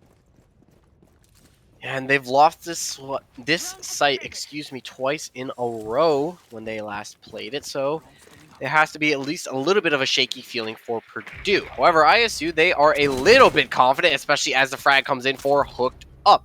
There comes another opening frag for ISU. I believe that is their 3rd or 4th in this map right now, and that could prove to be very, very vital, especially when you see somebody who is trying to push in against Fortra.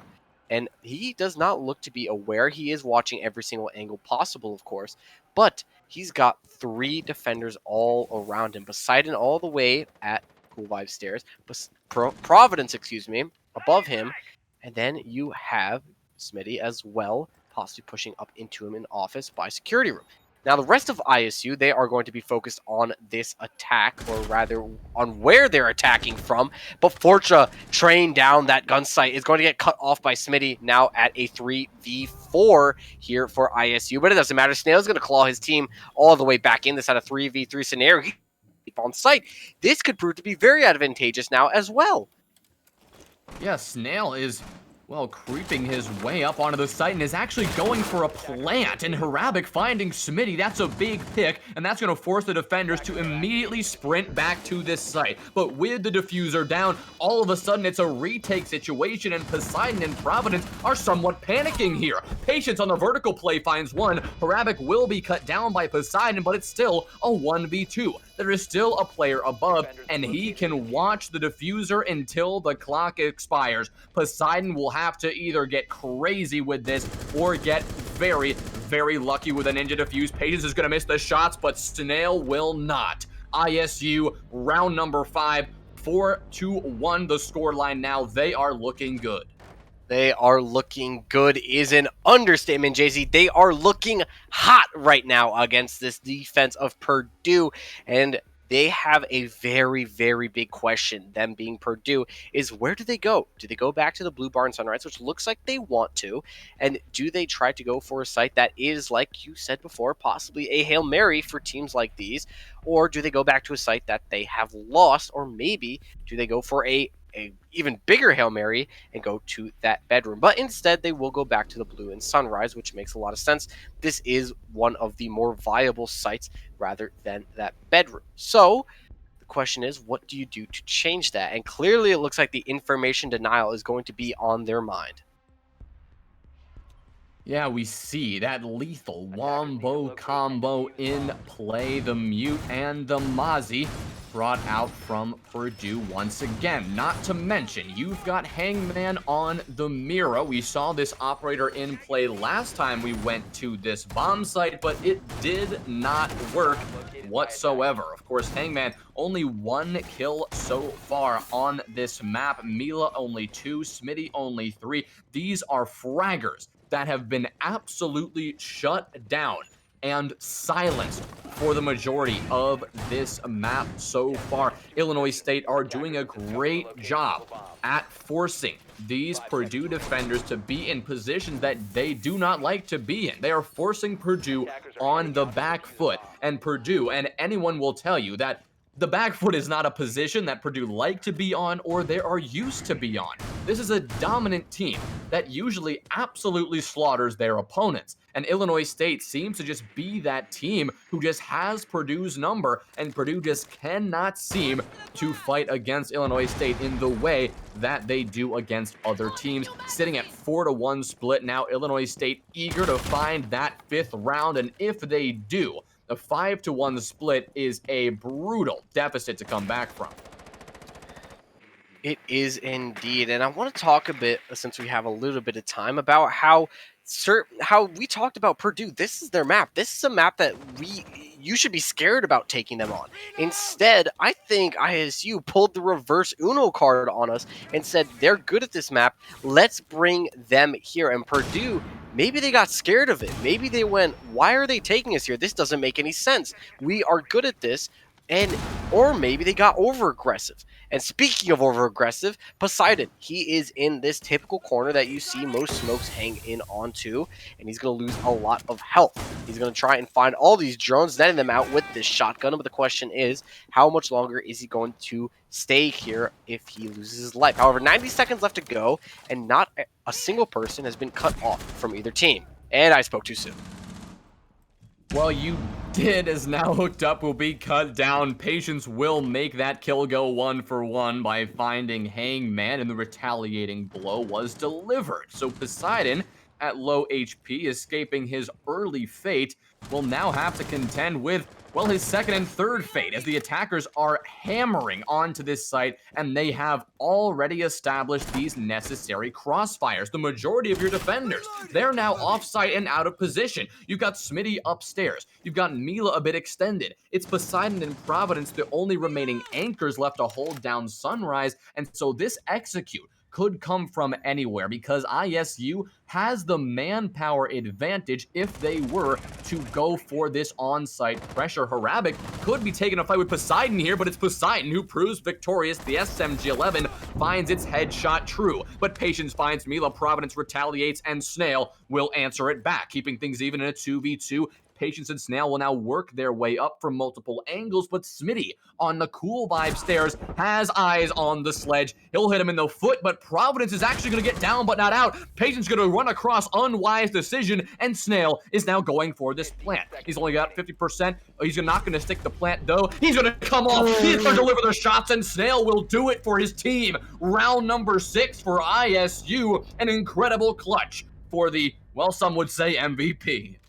Not moving out of Snail's place here. He is on fire, and ISU, they are up 5 rounds to 1 at this split, Jay-Z. This is looking dire here for Purdue. And as I said at the start of this map, Purdue, they are down a map. They are going to get more aggressive, and they're going to play more out of pocket, I guess you can say, than they would in their normal strategies if you were up a map or if you were tied 0-0. So ISU, they are playing with a fire here, and this is looking to be a very good game for them here.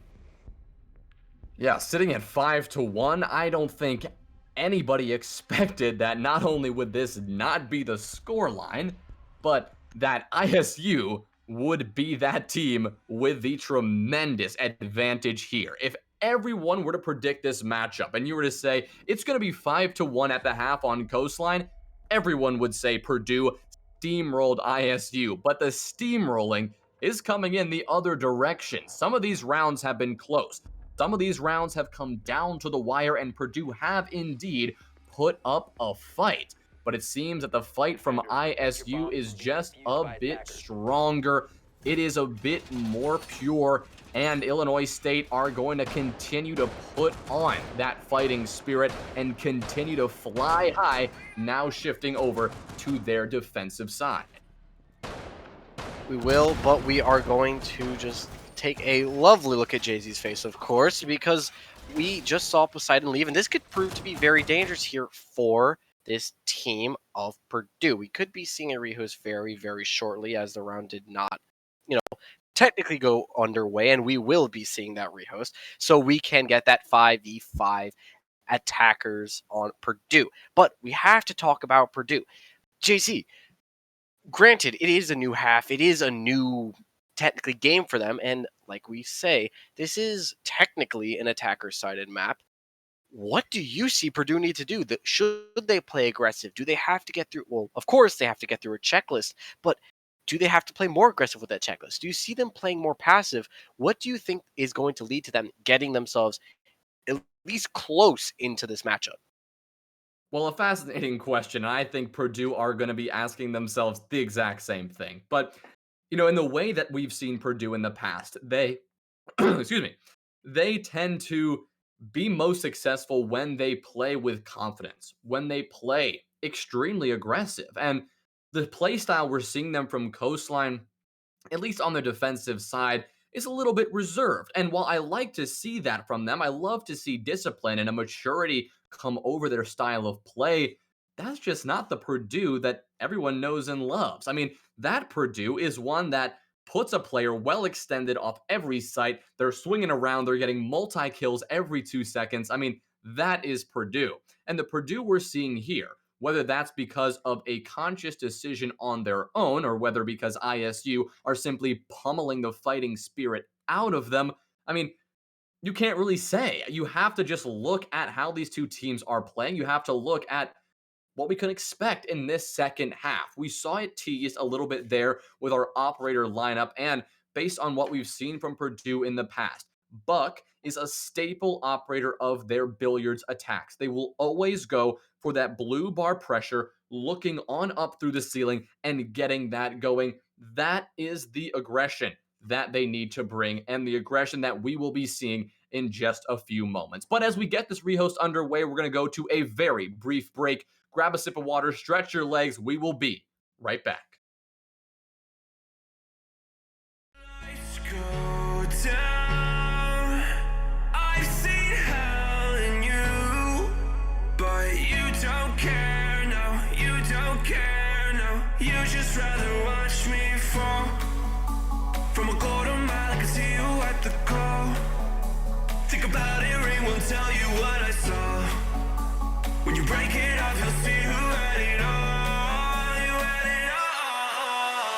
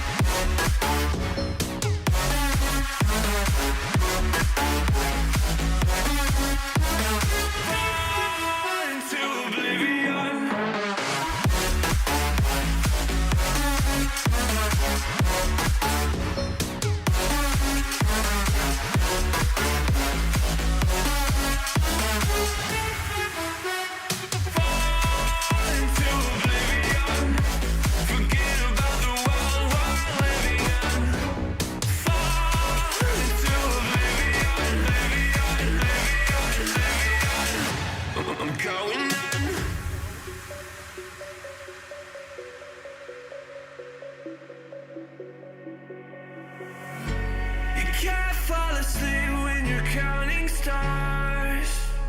Get it together. Your mind can't sleep when you let it serve. Now you wanna see me fall.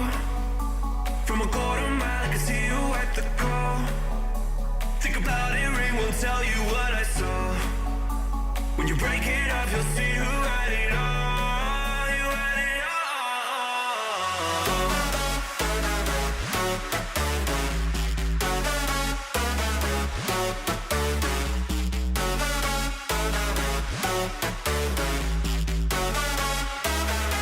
You said you wanted to fall into oblivion. Forget about the world we're living in.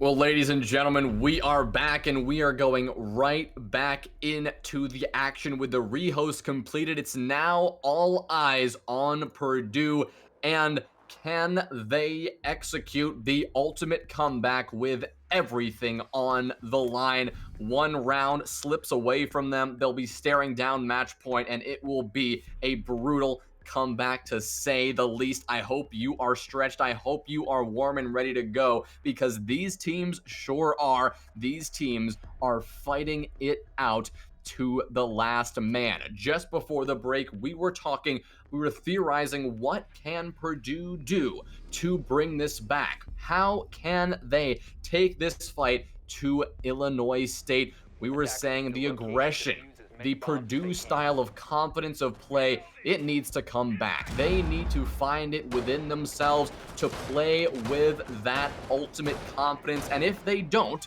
then we're going to have to see some kind of miracle plays, some kind of very disciplined and methodical approaches on attack. But Vial, this really isn't a map that lends itself to disciplined attacks. This is a map that lends itself to absolute gunning, something that ISU simply have been doing just a bit better than Purdue so far. Yeah, they have been. And in terms of individual play, no one's really standing out for ISU. I will mention that no one's going above and beyond, getting at double digits or anything. But instead, before the rehost, we saw everybody basically at an even kill count. We saw Patience at 5, Harabic at 5, Hooked Up at 5, Snail at 5. The only person not was Fortra at 3, and that's not that far behind for this team. And they are 4 rounds up rather, and 2 rounds away from not only securing this map, but this match series and their advancement in the playoffs. Purdue, however, yes, they have Providence shining at 9 kills right now, but no one else is really touching him besides Smitty, who is at 5.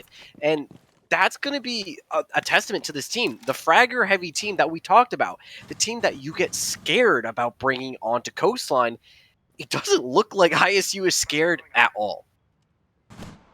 Yeah, they are going into their defensive half with that same strength. They're not extending an aggressive roam, but they do have Harabic here on the Jaeger, and he will be contesting over on these white stairs. Patience as well.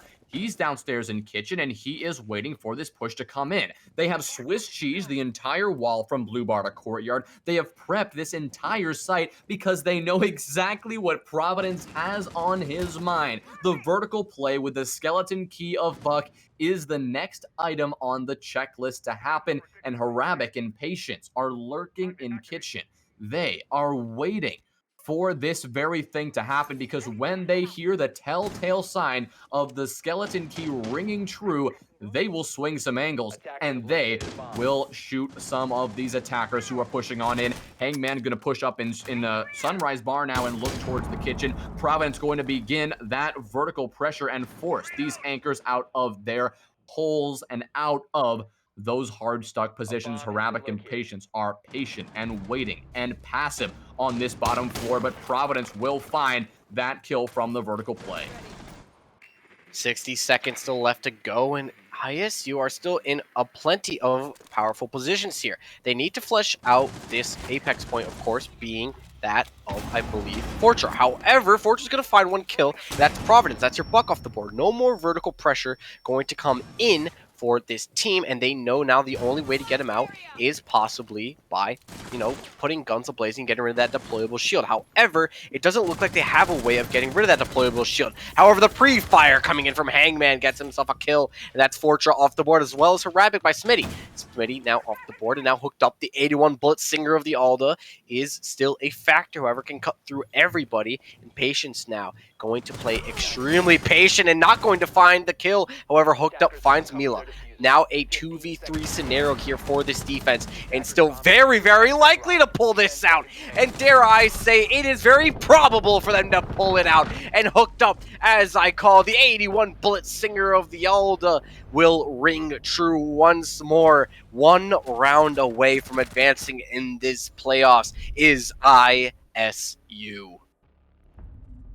What a round. I mean, wow, that was something to witness. We just saw Purdue have an overwhelming advantage, and an advantage that got pummeled into the ground by one man, by one gun. That gun, of course, being the Alda. ISU will take that round, and now they have their eyes set on a match point. It's sitting at 6-1. All they need is that one additional round to have their eyes on the prize. But with, of course, Providence dipping out of the lobby for pretty much let me check the running tally, the 150th time so far this evening, we are going to have to wait just a few moments. I mean, just a few moments to see these few last crucial moments discover. Yes, and one thing that we want to talk about here is that we don't know exactly where this team is going to post up, them being this defensive ISU, because we just saw that possibly at the bottom of the screen that we see them go to Penthouse and Theater. We never see teams go there. It's almost barely competitively viable. So seeing that picked, it's either a major BM pick or they have something up their sleeves that they are hiding from everybody. And if that happens, I'm expecting something nasty to come out. However, Rehost will be coming in for them because Poseidon, of course, will have to find his way back onto the server one way or another. Yeah, we're going to have to see how it plays out. You mentioned the Penthouse play, but you don't think that they would bring out their Hail Mary strats in this moment. They've Oh, got an I do. overwhelming advantage, and they are going to be looking to play with it. I mean, just in that round. I mean, what can you say other than brilliant play from the lone anchor on that site? I mean, clean play, but we are going to have to wait a few minutes. We're taking this a round at a time, it seems, but we are going to have to ask you to be just a bit more patient with us. We're going to go to a quick break, take another stretch break, grab another sip of water, and gear up for this. We will be right back.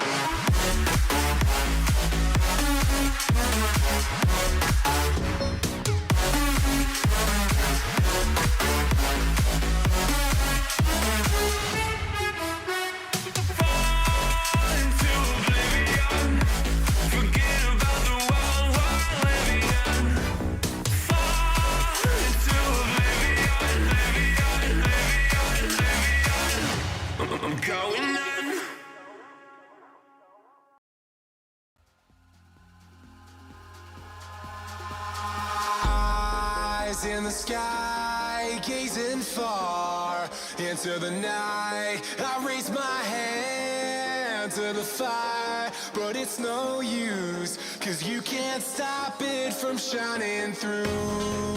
It's true, baby, let the light shine through. If you believe it's true, baby, won't you let the light shine through for you.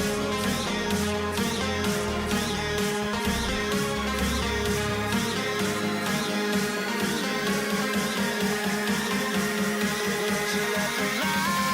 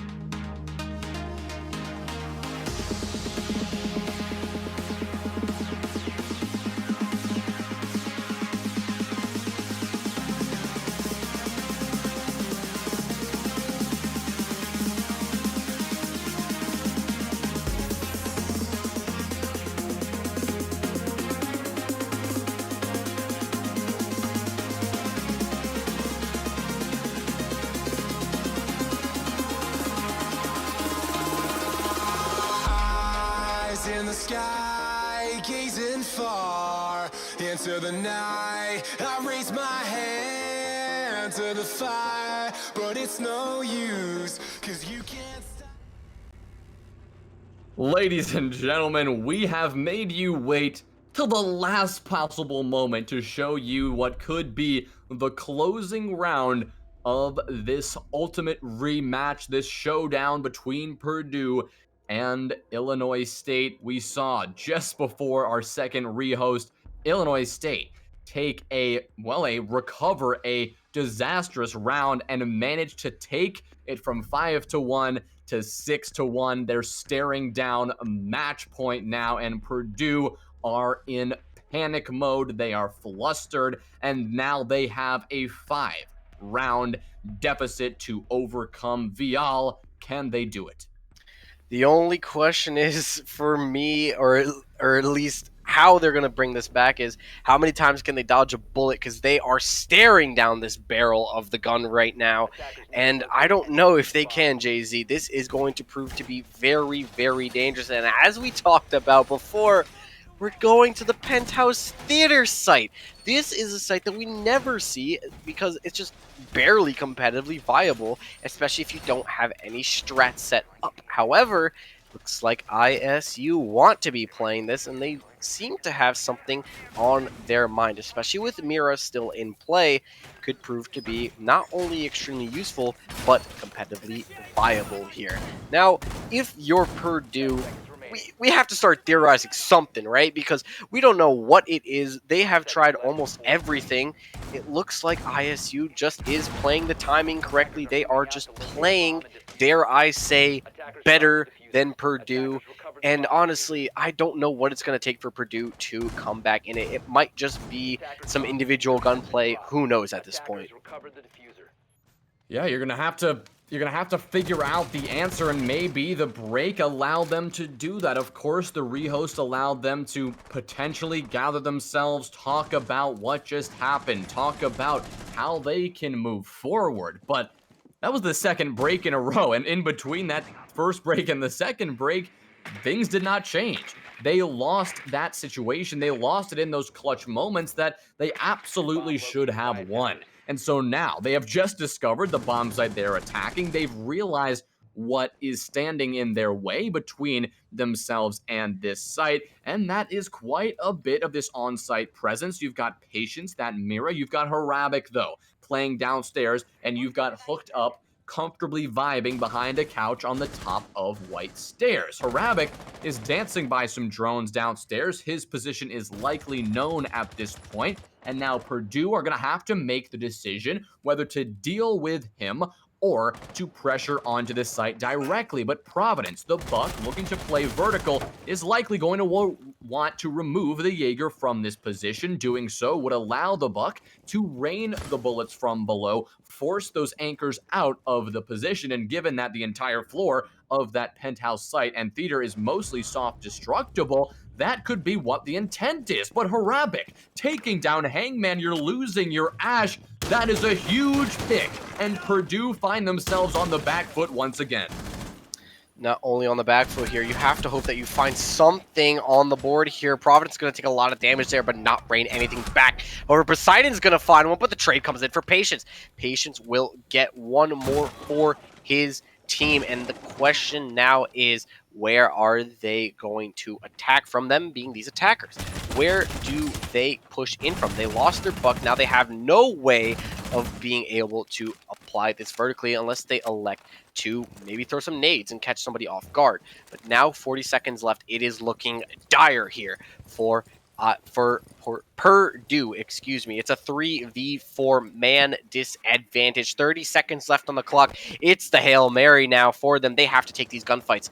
Not only are these angles going to be extremely dangerous, you have to be worried about every single possible avenue of attack for these defenders. And they know that Harabic is in here, but he finds the first kill onto Smitty. Now will he be able to find the second one? Not sure as of yet. He tries to get that prone kill, but Mila is able to shut that down. Nade will wing coming through, but no, Poseidon gets down, and now it's all left on Milo with the pistol. He finds two, but no, it doesn't matter. Patience shuts this down, and the game is over. ISU with a 7-1 upset, a 2-0 in the playoffs.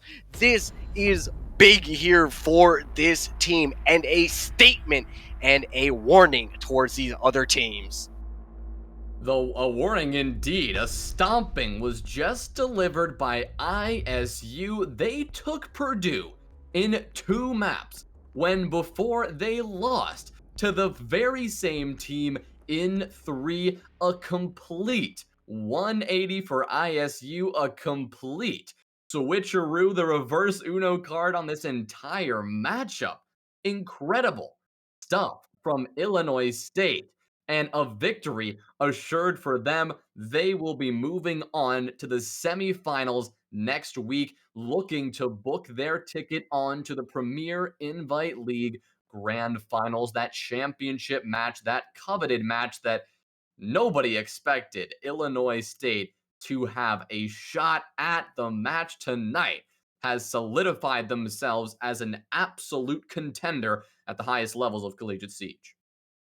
Yeah, and this matchup certainly proved it. They just played on fire, honestly. There's no other way really to put it other than they played amazing. They went to Purdue's map pick and took them the extended distance, then went to their map pick and said, yeah, we know you're good at this map, but we can do you one better, and almost went flawless on that entire map there. So that's just hats off to them. They played extremely well, and honestly, it looked like they did a lot of homework on to Purdue, because there you saw all these different strategies that Purdue was trying to set up, but instead you just saw ISU read into them, find these opening kills, and it almost seemed like every opening kill that they found, I believe with the exception of maybe 2 or 3 rounds that they didn't get the opening kill, that they did win. So that's a huge statement for this team. A huge statement indeed, and now we get to welcome the captain of ISU to the interview booth. Patience. Hello. Congratulations on your victory, man. Wow. Thank you, appreciate that. I lost my voice if you can't tell, but we were screaming, man.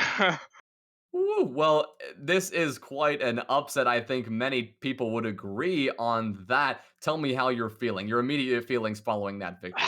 I'm just happy we finally beat them. We lost them twice already, and taking this W is honestly huge for all of us. We were coming in here like we wanted revenge, and I mean we finally got it, so we're happy about that. I'm just overwhelmed. I'm just shaking. My voice is gone. I'm ready to just get on with it. Absolutely, Vial, take it away. Well, Patience, you guys read into them very, very well, I guess I should say. You went into their map pick, that being Oregon. Tell me, how did you guys prepare not only for Oregon, but the map that you absolutely obliterated them on, being Coastline?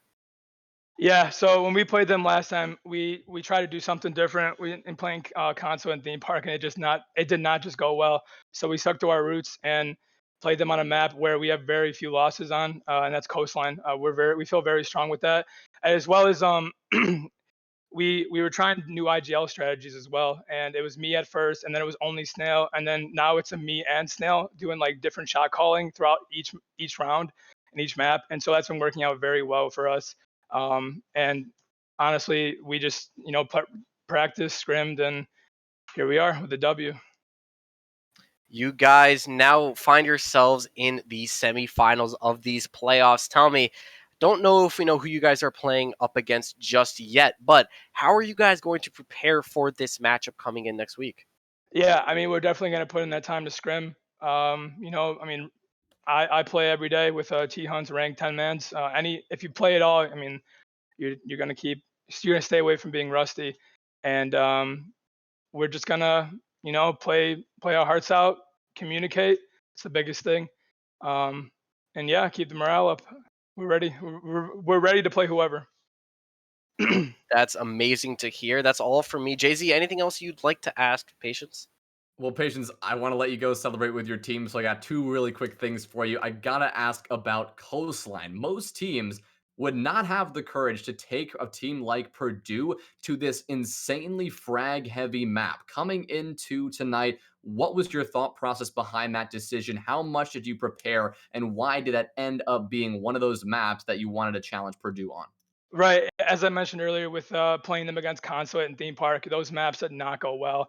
And yeah, they're very they frag well, 100%. But we felt very confident with the Coastline as a map, and just playing the way we do, um, playing how we play with communication and stuff like that. It's easy to outfrag them when you just have communication, 100%. And yeah. All right. Well, the last thing I'll do, sir, is I'll pass the mic to you, allow you to shout out your supporters, your team, even your opponents, anyone who you'd like with whatever voice you have left. The mic is yours. Thanks for all the fans that are watching, all the friends that I sent the link to. Thanks for watching. Thanks for everybody just supporting CR6 and Face It Siege and seeing it grow. And shout out Joe. Shout out Joe. All right, patience. Well, we thank you for coming in the booth. Congratulations again. And, well, we hope to see you here next time. Go congratulate with your team and have a great night. Thank you. Appreciate that. Thank you. All right, have a good one. Well, ladies and gentlemen, it has been quite a night. The upset was delivered by ISU. Purdue is no more, and Illinois State is moving on to the semifinals, which will be happening next week. But the playoff action here at CR6 is not over for the night or for the week. Not only do we have Map 3 going on our Bravo channel right now between Michigan Tech and Texas Tech, but tomorrow we've got two fantastic matchups for you. We have got Akron versus UTSA tomorrow, 5 p.m. Eastern. Tomorrow as well, 8 p.m. Eastern, will be Georgia versus CU Boulder, the other side of this Premier Invite League playoff bracket. But for now, for myself, Jays Wills, for Vial, and for Tango Mango down in the booth, thank you all for tuning in, and we hope you have a great rest of your night. So long. Shining through, it's true, baby, let the light shine through. If you believe it's true, baby, won't you let the light